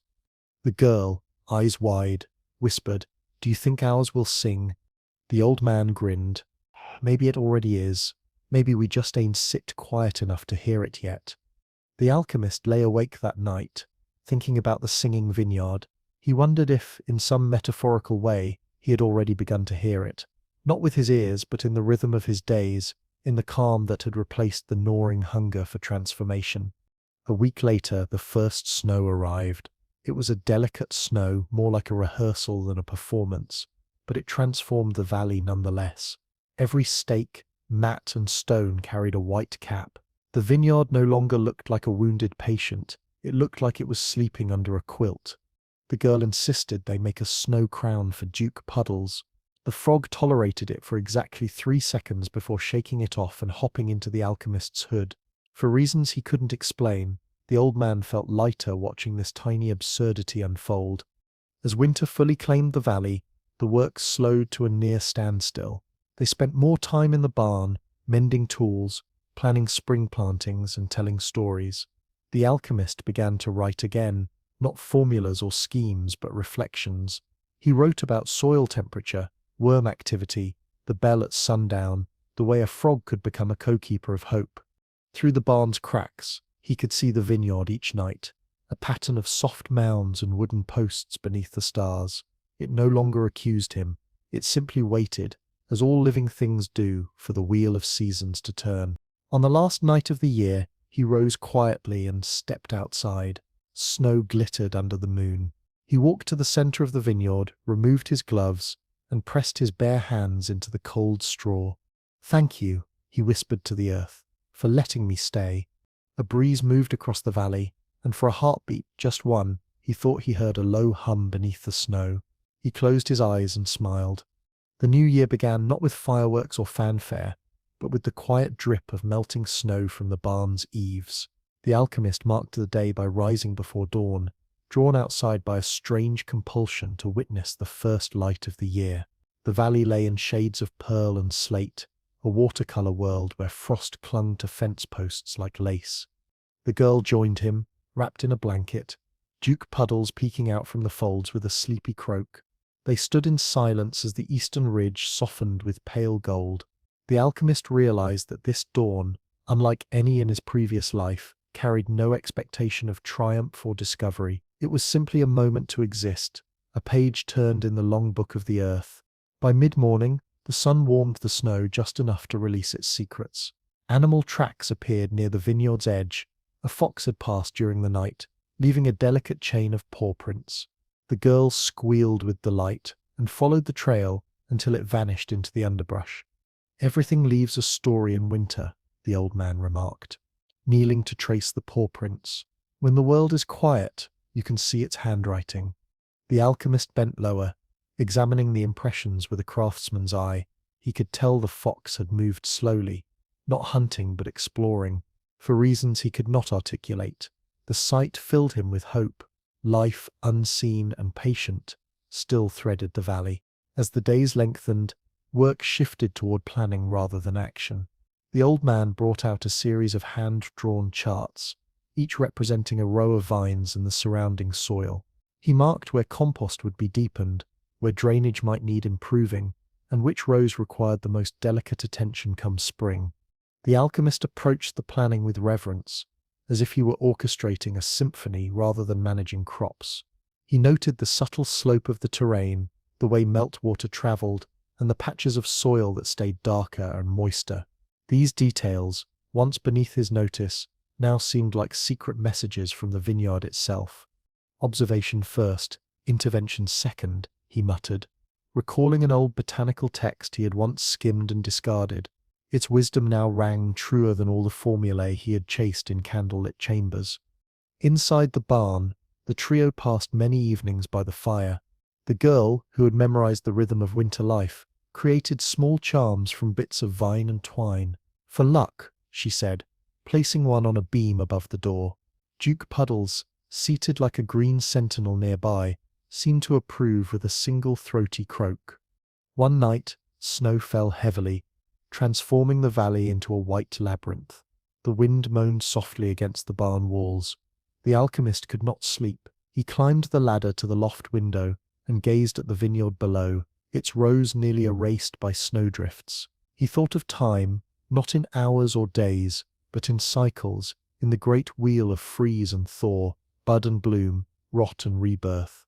For the first time in decades, he felt himself as a part of that wheel rather than a man trying to wrench it forward. He whispered to the night, "I will wait, I will listen." The following morning brought a revelation, though a small one by his old standards. The snow had settled in such a way that the vineyard rows formed a subtle pattern of arcs and spirals. To anyone else, it might have been coincidence, the result of wind and terrain, but to the alchemist, it looked like the diagram of a celestial mechanism, as if the land itself were etching a design in the language of nature. He traced it with his boots, moving slowly, reverently. The girl followed, laughing as her feet sank with each step. "It's like a secret map," she exclaimed. The old man joined them later, rubbing his chin. "Hound sit the first time the land talks like this," he said. "Last winter, the drifts lined up to show where the deer had bedded down. This year, maybe it's sit showing you where to listen." From that day onward, the alchemist began keeping a new notebook, not of experiments or failed transmutations, but of patterns, snowdrift curves, frost formations on windows, even the paths of blackbirds across the sky. He felt as though the earth itself was tutoring him in a language he had never bothered to learn. Weeks passed, winter deepened. Nights were long and clear, the sky a tapestry of stars that felt almost close enough to touch. The alchemist spent hours outside with a wool cloak over his shoulders, charting constellations and their movement over the vineyard. He no longer sought omens of gold or power. He only wanted to understand the rhythm, the way sky and soil seemed to hum in agreement. One particular night, he noticed Orion leaning low over the ridge and thought of his first laboratory, where he had once attempted to distill the essence of starlight in a glass prism. The memory struck him differently now. not with pride, but with a kind of sorrowful amusement. He realized that in trying to capture the stars, he had ignored the simple truth that they already touched the earth through light, frost, and the steady pull of seasons. The girl interrupted his thoughts by announcing that Duke Puddles had learned a new trick.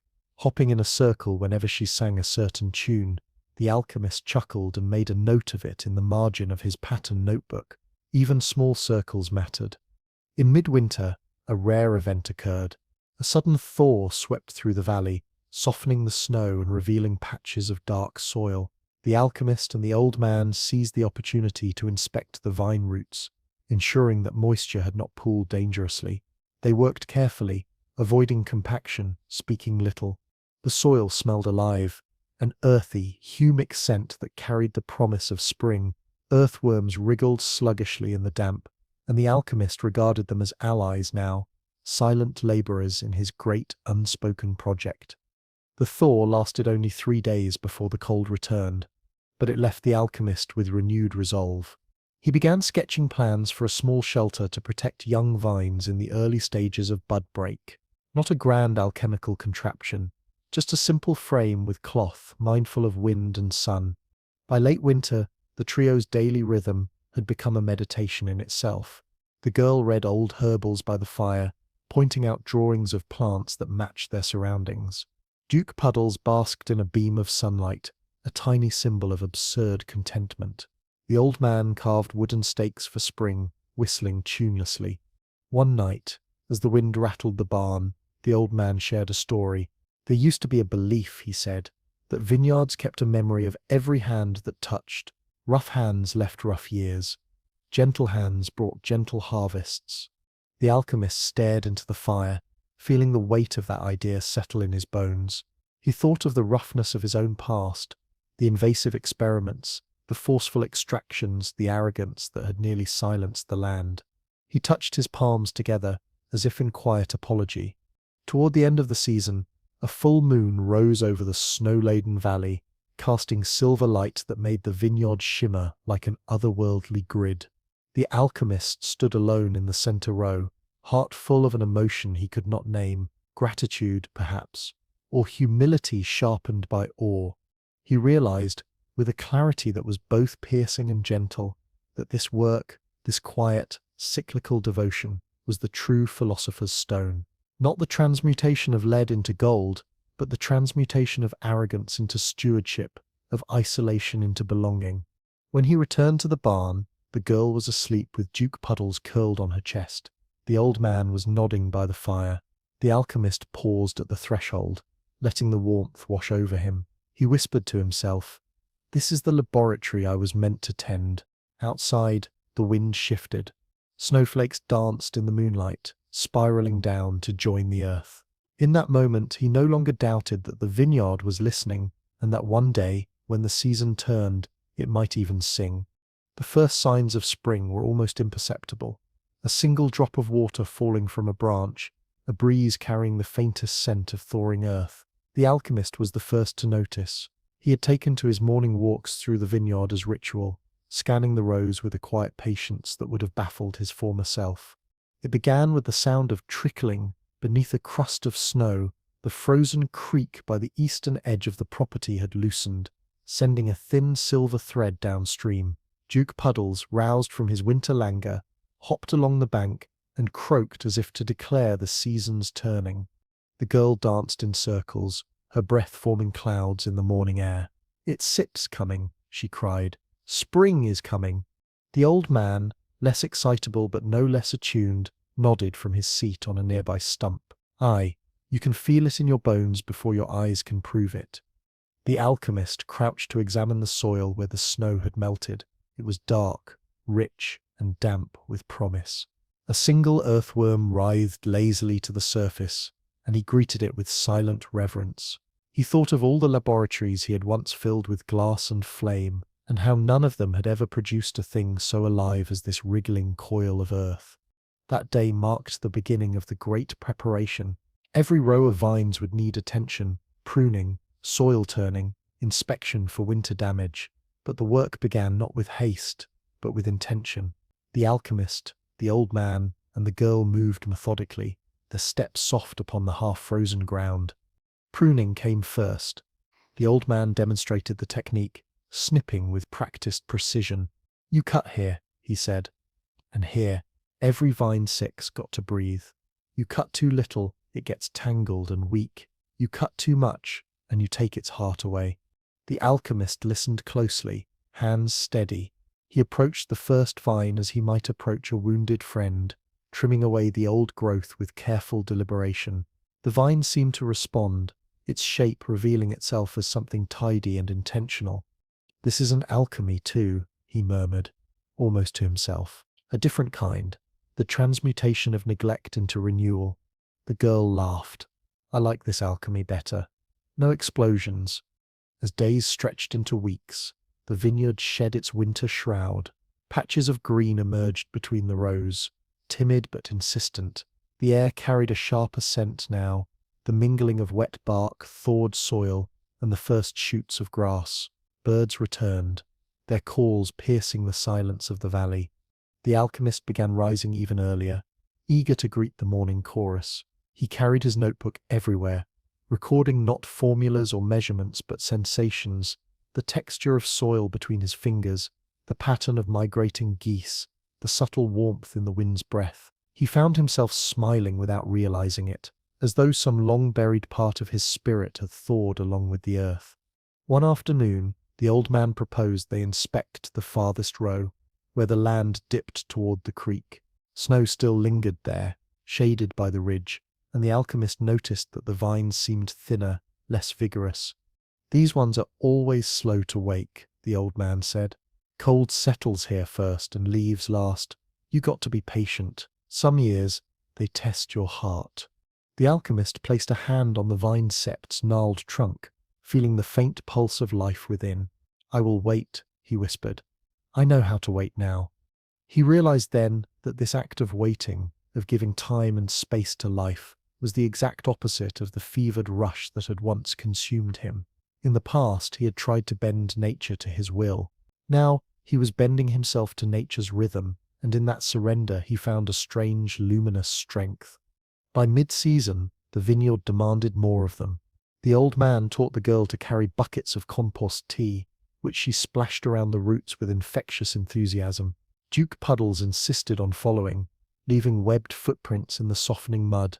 The alchemist dug small channels to guide rainwater, checked the buds for early swelling, and spoke to the vines in low, steady tones. "You are safe," he told them. "The storms are passing. Your time will come." And yet, spring is never without its trials. A sudden frost rolled down from the mountains one night, silvering the valley in treacherous beauty. The alchemist woke in alarm, his body now tuned to the vineyard's heartbeat. He roused the old man and the girl, and together they rushed to cover the tenderest vines with cloth and straw. The moon watched silently as they worked, their breath clouds in the frigid air. The alchemist's fingers numbed, but he pressed on, driven by a protective instinct deeper than any he had felt in his long life. When dawn came, the frost glittered harmlessly on the coverings, and the vines beneath were safe. The girl hugged him, her small arms fierce. "We saved them," she said, beaming. The alchemist felt something bloom inside him, a warmth that no furnace could produce.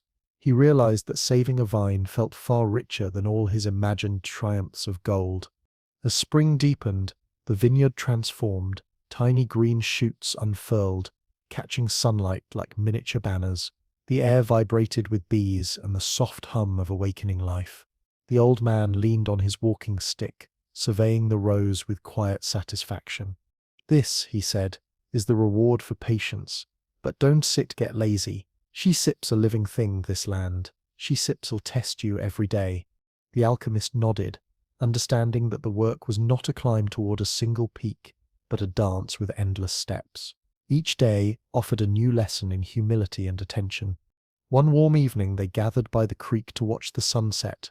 Duke Puddles floated serenely near the bank, a king in his small green domain. The girl skipped stones, her laughter mingling with the water's murmur. The alchemist sat on the grass, hands resting on the damp earth, and thought of the man he had been. He remembered the sterile chambers, the ceaseless hunger for recognition, the lonely nights hunched over alembics and retorts. All of it seemed distant now, like a fable about a stranger. "I think I've found it," he said aloud, though not to anyone in particular. "Found what?" the girl asked, pausing in her game. "The thing I was chasing all my life. It wasn't sect gold, it was this." He gestured to the vineyard, the creek, the sky bruised with twilight, to belong to something larger than myself, to care for it, and to be cared for in return. The old man gave a low grunt of approval. "Took you long enough, but better late than never." That night, under a sky thick with stars, the alchemist returned to the barn and opened his oldest notebook, the one filled with symbols of failed experiments. He turned to the final blank page, and instead of another equation, he wrote a single sentence: "I am home." He closed the book, placed it on a high shelf, and felt no regret. The next morning, a soft rain fell, soaking the earth in a gentle baptism. The vineyard drank deeply, and the alchemist, standing in the doorway with the girl and Duke Puddles, felt his heart swell with the certainty that life was returning in full. He knew trials would come, storms, pests, perhaps even the threat of failure, but he no longer feared them. He had finally understood the truest form of alchemy, the transformation of a restless soul into a steward of living things, patient as the turning of the seasons. And as the rain drummed on the barn roof, the valley seemed to hum in quiet agreement, as if the land itself had been waiting for him to learn its song. The first real leaves of the season arrived like whispers, unfurling with a softness that seemed almost shy. The alchemist had been watching for days, knowing the exact moment was near. He knelt among the vines, fingertips brushing the tiny green curls, and felt an emotion he had no formula for, a mixture of reverence, gratitude, and awe. "They've woken up," the girl said, crouching beside him. Her eyes shone in the morning light, and her braids had come loose from the previous day's play. "Yes," he replied quietly, "and now we must protect them with everything we have." The old man ambled over, leaning on his stick. "It sits the tender stage," he said. "Everything set soft, sweet, and vulnerable, a single careless step, and you can break what took the earth months to prepare." The alchemist nodded. He understood this stage better than most, for he himself had been soft and vulnerable not so long ago. Awakening from the long winter of his former life, he could feel a kinship between his own spirit and the fragile leaves that trembled at the lightest breeze. The next weeks were a season of vigilance. They rose at dawn, inspecting each row for signs of pests or damage. Birds tried to steal tender buds, and the old man showed the girl how to hang strips of reflective foil from the trellises. "They think it's moving light, like a predator," he said, and indeed the fluttering ribbons soon discouraged the feathered thieves. The alchemist took to whispering encouragement to the vines as he worked. It had once seemed absurd to him, a man of logic and metals and flame, but now it felt necessary. He had learned that care was not only a set of actions but also a kind of presence, a hum that could be felt in the air. At night he lay in his small room in the barn loft, listening to the soft creak of wood and the distant croak of Duke Puddles. Often he thought about how different his dreams had become. They were no longer filled with the smoke and roar of furnaces, but with images of soil, roots, and the quiet patience of the seasons. One evening the old man suggested a walk to the ridge above the vineyard. They climbed slowly, the girl darting ahead, Duke Puddles hopping behind in determined bursts. At the top, the valley spread out beneath them like an open hand. "It's bigger than I realized," the alchemist said. From above, the neat rows of vines seemed like the careful lines of a script written by the land itself. The creek wound silver through the green, and the barn glowed like a modest heart in the center of it all. "This place has been here longer than me, longer than you," the old man said, "and it still be here after we sit to gone. We sit to just caretakers, you see, a season, a chapter in its story." The alchemist absorbed this silently. He had spent so many years seeking immortality through gold, through discoveries that would make his name live on. And yet here was a different kind of eternity, one that did not require his name at all. The girl interrupted his thoughts with a laugh. "Look, Duke's trying to climb." Indeed, the duck had attempted to scramble up a rock and slid down with indignant quacks. They laughed together, and the sound rolled down into the valley like a promise. Back in the vineyard, The work grew more demanding. Spring rains encouraged growth, but they also brought weeds, and the alchemist learned the art of pulling them without disturbing the roots of the vines. His hands grew rough, his back sore, but he felt a pride in the ache. Each evening he rinsed the dirt from his fingers and marveled at how natural they looked, now, hands of labor, not of restless tinkering. One morning the girl rushed into the barn shouting, "Buds! Tiny buds!" They ran out together, and there they were, the first tight clusters, green and perfect, like secrets waiting to be told. The alchemist knelt before them, overcome. "The vineyard is speaking," he said softly. "She is promising a future." The old man, who rarely indulged in poetry, smiled faintly. "Don't get too comfortable. A promise still has to be kept. We sips got wind, rain, and bugs to fight before these turn into anything worth keeping." And fight they did. A sudden storm arrived one afternoon, rolling down from the mountains with the weight of a giant. Winds whipped the valley, bending young vines almost to breaking. The alchemist, the old man, and the girl rushed out to secure the trellises, their clothes soaked, hair plastered to their faces. Duke Puddles waddled into the barn, quacking his disapproval at the weather. Lightning split the sky, and for a moment the alchemist thought of all the storms he had faced alone, the hollow rooms of his past life. This storm was different, not because it was gentler, but because he was not alone. Together they braced the rows, righted fallen stakes, and whispered courage to the trembling vines. By morning, the storm had passed. A few leaves were torn, some ribbons gone, but the vineyard had endured. The girl hugged the alchemist fiercely. "We saved them again." He looked out at the sparkling rows, droplets catching the first sunlight, and thought that perhaps it was the vineyard that had saved him. Weeks turned into a rhythm of care and observation. Bees moved like living jewels between the rows, and the scent of earth grew heavier, sweeter. The alchemist found himself singing quietly as he worked, songs he did not even know he remembered, fragments from a childhood before ambition had swallowed him. The old man noticed. "You part of the place now," he said. "Took a while, but the land knows you." It was true. The alchemist no longer felt like a visitor or an intruder. He had become a thread in the vineyard's fabric, his days stitched into its living pattern. He thought of the years he had spent trying to change the world, and realized that the world had been changing him all along, waiting patiently for him to notice. One evening, after a day of gentle rain, a double rainbow arched over the valley. The girl squealed and ran out to stand beneath it, spinning in the wet grass. The alchemist watched her, and thought of all the alchemical symbols he had once chased, circles, triangles, cryptic lines, meant to promise transformation. None of them were as clear as this arc of light, a bridge between earth and sky, as if the vineyard itself were blessing his new life. He closed his eyes and listened to the sounds of the world, the drip of rain from leaves, the soft quack of Duke Puddles, the distant rush of the creek, and the laughter of a child who believed that joy was as natural as breathing. In that moment, the alchemist understood something final and profound. The gold he had spent a lifetime seeking was not a metal at all. It was the light that touched the vines at dusk, the warmth of shared labor, the miracle of a leaf unfolding after a long winter. It was here, in this valley, in his hands, in his heart. And for the first time in his long and restless life, he felt utterly, irrevocably rich. The first light of summer crept across the valley like a careful hand, touching the tops of the vines with gold. The alchemist stood barefoot on the damp soil, feeling the coolness of the earth rise into his body. He had woken early, before the girl or the old man, compelled by a quiet sense that the vineyard was calling him. Birds were already busy among the trees at the edge of the property, their songs weaving a kind of music that did not ask for an audience.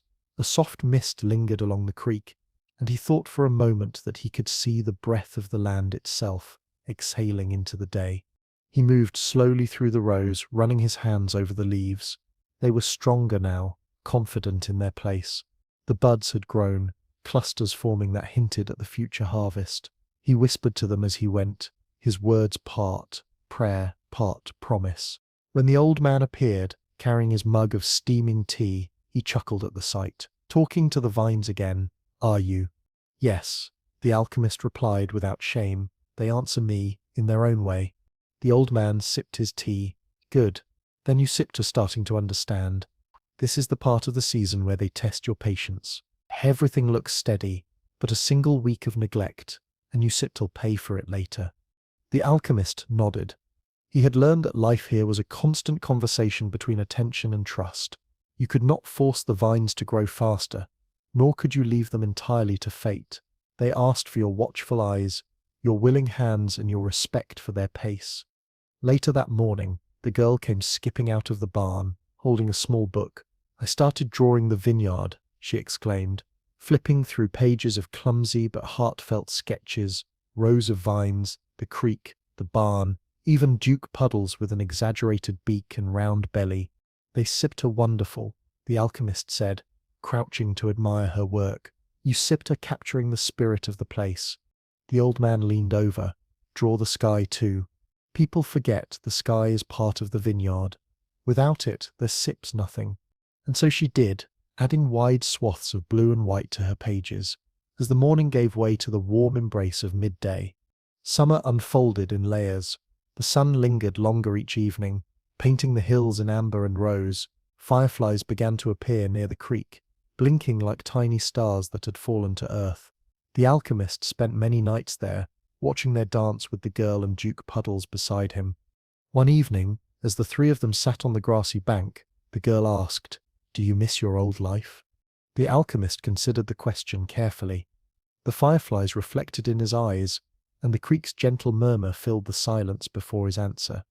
"I miss the person I thought I was," he said finally, "but I don't miss the person I became. I chased gold and secrets, and all the while the world was offering me something better. I just didn't see it." The old man nodded slowly.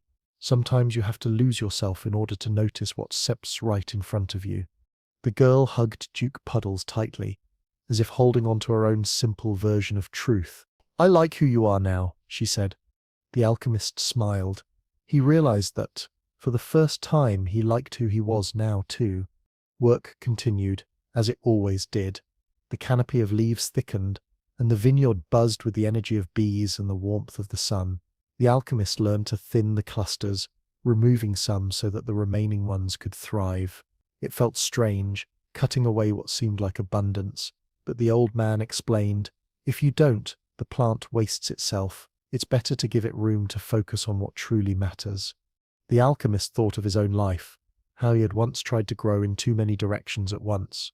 His ambitions had been like overcrowded clusters, heavy and unfocused. Here, in the steady rhythm of the vineyard, he was learning the beauty of pruning, of allowing only what was essential to remain. Midway through summer, a dry spell came. The earth cracked in places, and the leaves drooped in the midday heat. The old man taught the alchemist how to check the moisture deep in the soil, and together they rigged a careful watering schedule. The girl carried small pails from the creek for the youngest plants, giggling as Duke Puddles followed, splashing in the shallows. It was a season of both labor and wonder.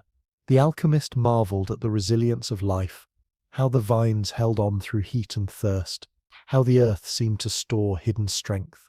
He found himself rising each day with anticipation rather than dread, his mind no longer haunted by the metallic echo of failed experiments, but alive with the soft hum of growing things. One night, a festival of stars spread across the sky, brighter than he had ever seen. The girl lay on the grass, pointing out constellations the old man had taught her. "That one looks like Duke Puddles," she said, tracing a waddling shape among the stars. The alchemist laughed, a full, unguarded sound. He could not remember the last time laughter had come so easily. He lay back, feeling the cool earth against his spine, and let the vastness of the night remind him of his smallness. Yet it was not the smallness of insignificance. It was the smallness of belonging, of being a single note in a much larger song. The vineyard thrived. Tiny grapes swelled in the sun, first hard and green, then slowly softening with the promise of sweetness. The air itself seemed to grow richer, tinged with the scent of life reaching its peak. Every evening the light lingered, stretching across the valley as if reluctant to leave. One afternoon, the alchemist walked to the ridge alone. From there he could see the entire tapestry of his new world, the barn, the creek, the endless rows of vines rippling in the breeze. He thought of the man he had been when he first arrived, exhausted and empty, carrying nothing but his failures. He whispered to the valley, "Thank you." The wind answered softly, moving through the leaves like a sigh of contentment. When he returned, the girl and the old man were waiting with dinner, simple bread and vegetables from their small garden. Duke Puddles waddled in circles, impatient for his share. They ate on the porch of the barn, watching the sun dip toward the horizon. "This is the best meal I've ever had," the alchemist said, tearing another piece of bread. "It's the same bread as yesterday," the old man replied with a smirk. "Yes," the alchemist said, "but I am not the same man as yesterday." The old man regarded him for a moment, then nodded. "Then the vineyard has done its work." As night fell, fireflies rose again, and the sound of the creek blended with the chorus of crickets. The alchemist felt an overwhelming sense of peace settle over him, deep and steady. He realized that his search for gold had always been a search for this feeling, a quiet, enduring fullness that did not fade with the setting sun. He closed his eyes, letting the cool night air brush against his face, and allowed himself to believe, fully and without doubt, that he had found what he had been seeking all his life. Autumn crept into the valley with a whisper rather than a shout. The first hints were subtle, a faint golden edge to the leaves, a coolness in the early morning air, and the slow retreat of the summer's relentless hum. The alchemist noticed it first in the way the light slanted differently across the vineyard, softer now, as though the sun itself had grown contemplative. The old man declared, "Harvest is near," with a calm certainty that came from decades of listening to the rhythm of the land. He didn't need calendars or forecasts. He only needed to see how the vines bowed slightly under the weight of ripening grapes, how the air carried a faint perfume of sugar waiting to be released. For the alchemist, each day of early autumn felt like a prayer in motion. He rose with the pale dawn, inhaling the scent of damp earth and distant wood smoke. The girl would join him after breakfast, skipping between the rows with Duke Puddles waddling faithfully behind her. Her laughter rang out across the quiet fields, a reminder that joy, like the harvest, was something to be gathered and shared. The grapes had transformed into small miracles. Once hard and green, they now hung heavy and full, their skins deepening into shades of amethyst and wine-dark purple. The alchemist ran his fingers gently over them, feeling the tension of life ready to burst. The old man had taught him to taste, not with his tongue first, but with his mind. "Look at the bloom," the old man said, pointing to the faint powdery coating on the skins. "That sips nature, sips seal. If it sips intact, the grape has been treated with respect. If it sips gone, you sipped rushed or handled it carelessly. We harvest not just for the fruit, but for the story it tells." The alchemist nodded. He understood that now. Every grape was the result of a season's patience, a dance between sunlight, soil, and human care. He had once believed that transformation was a matter of force, of fire and metal, of formulas and secrecy. Here he was learning that true transformation was a quiet, organic alchemy that required surrender as much as effort. The days of harvest began in earnest. They worked as a team, rising before the sun fully cleared the hills. The old man clipped bunches of grapes with swift, practiced motions. The girl carried small baskets that seemed to grow heavier with each row, and the alchemist moved methodically, savoring the rhythm of the work. Duke Puddles supervised with a kind of lazy authority, occasionally pecking at fallen leaves or fluttering his wings as if to cheer them on. The vineyard hummed with life, not just their own labor but the subtle chorus of nature, bees making their last rounds, distant crows announcing the season's shift, the rustle of leaves hinting at the coming wind. The alchemist felt every sound sink into him like an old, familiar song. By midday, their hands were sticky with juice, and the baskets overflowed with the season's promise. They carried them to the barn, where the old man had set up the press. The alchemist watched in awe as the first streams of deep red liquid flowed from the crushed grapes, pooling into barrels with a scent that was both wild and sweet. "This," the old man said, "is the heart of the vineyard. Everything we stiff done, every choice we stiff made since spring leads to this moment." The alchemist touched the edge of the barrel, as if to bless it. He felt a surge of gratitude, not the frantic grasping he had once known in his pursuit of gold, but a soft, steady gratitude that filled him without spilling over. The evenings during harvest were unlike any other. After long days of labor, they would sit outside the barn, watching the sky blaze with autumn colors. The girl would lean against him, half asleep, her hair smelling faintly of crushed grapes. Duke Puddles would nestle at their feet, content after a day of waddling through fallen leaves. One such evening the old man said, "Yusep changed." The alchemist looked at him, unsure whether to answer. "You carry yourself differently," the old man continued. "When you arrived, you were heavy with yourself. Now you sit lighter, like the vines after pruning." The alchemist thought of the person he had been, a restless seeker of secrets. Driven by a hunger he could never quite name, he had come to this valley with nothing, yet he now felt full in a way he had never experienced. "I think I've learned what gold really is," he said softly. The old man chuckled. "And it doesn't sit glitter, does it?" "No," the alchemist replied. "It grows, it ripens, it waits for you to notice it." That night, he dreamed of rivers of wine flowing under a sky full of fireflies, each one carrying a piece of the season's memory. When he awoke, he realized the dream was simply the vineyard speaking to him in its own language. The final day of harvest arrived with a sky the color of polished copper. The air was crisp, carrying the faint scent of wood smoke from distant farms. They worked tirelessly, gathering the last clusters and celebrating each filled basket as if it were a small victory. When the last row was cleared, the old man stood in the empty vineyard, leaning on his shears like a pilgrim with a staff. "It's done," he said simply. The alchemist looked around. The vines, now stripped of their fruit, seemed almost skeletal against the afternoon light, yet he could see a quiet dignity in their bareness, a promise of rest and renewal. They returned to the barn for the final pressing. The barrels lined the walls, filled with the season's labor. The alchemist dipped a ladle and tasted the juice. Not wine yet, but full of potential. It was sweet and raw, alive with the essence of everything they had done together. As the sun set, the three of them and Duke Puddles shared a simple meal outside, their hands still stained from the day.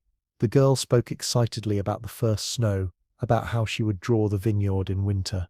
The old man told a story about his first harvest as a boy, how he had slept among the vines out of exhaustion and woken to find the sky full of migrating birds.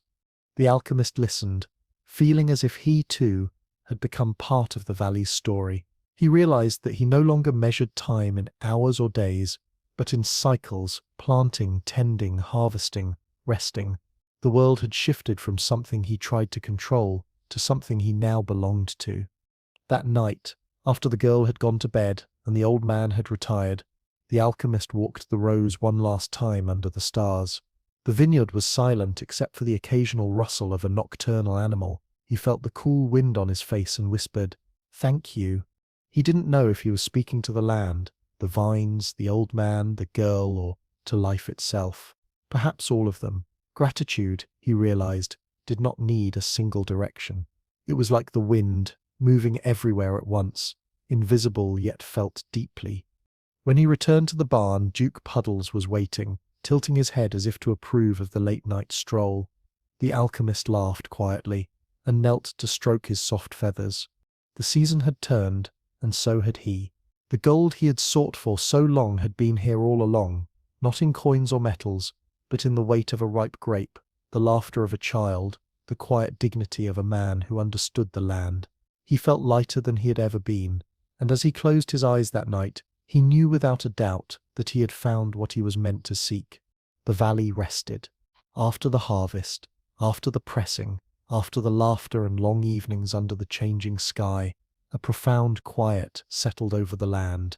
It was not the silence of emptiness, but the silence of fulfillment, as if the earth itself had exhaled after a season of giving. The vines stood bare now, their branches gnarled and exposed against the soft greys and golds of late autumn. Mist often clung to the rows in the early morning, giving the vineyard an ethereal quality. The alchemist would walk among them before sunrise, his breath curling into the air, feeling the pulse of life still running deep in the roots below.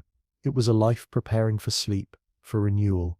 He had come here as a seeker, as a restless man trying to force the world into giving him its secrets. He had wandered through deserts and cities, laboratories and libraries, chasing the shimmer of gold that never satisfied. Now, as he walked through the vineyard with only the sound of his boots brushing against fallen leaves, he realized that he had stopped seeking, not because he had given up, but because he had found. In the quiet, memories returned, not as regrets, but as gentle companions. He thought of the furnace in his old workshop, of flasks and vials, of long nights spent trying to transmute metals. He understood now that he had been searching for permanence in a world that thrived on cycles. Gold had always been around him, but it had never been a metal. It had been a season, a grape, a child's laughter, a moment of honest gratitude. The girl noticed the change in him long before he spoke of it. She would walk with him in the evenings, Duke Puddles waddling ahead, and say, "You smile more now." He would nod, not needing to explain that the smile was not from amusement but from contentment, from a sense of belonging he had never known. The old man, too, seemed to recognize that the alchemist's journey had reached a turning point. "You understand now," he said one evening, as they watched smoke rise from the distant village chimneys. "The world doesn't need to give you anything more than this. When you stop asking for more, everything arrives." As winter crept closer, the work shifted from the fever of harvest to the gentleness of maintenance. Tools were cleaned and oiled, barrels were checked and sealed, the vineyard became a place of patience. The alchemist learned that rest was not a pause in life, but a part of it.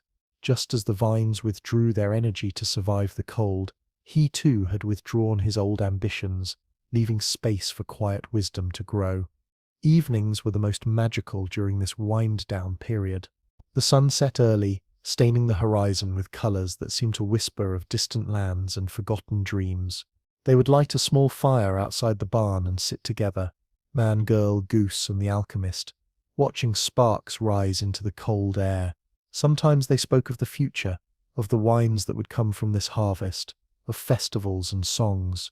Other times, they said nothing at all, letting the crackle of fire and the whisper of the wind be enough. One night, the alchemist took a small walk alone to the top of the gentle hill overlooking the vineyard. The moon hung low, and frost glittered faintly on the grass. He felt the immensity of the sky and the smallness of his own life, and for the first time, the smallness felt like freedom. He no longer needed to leave his mark on the world or bend it to his will. Simply living, simply being present to the turn of the seasons, felt like the truest form of immortality. He thought of leaving one day, perhaps returning to the wider world, but he felt no urgency. Journeys, he realized, were not measured in miles, but in moments of awakening, and he had reached a place within himself that he had been seeking all along. As the first snow finally fell, dusting the bare vines and the old stone walls, the valley transformed once more. Everything slowed, everything waited, and in that waiting, the alchemist found his final lesson.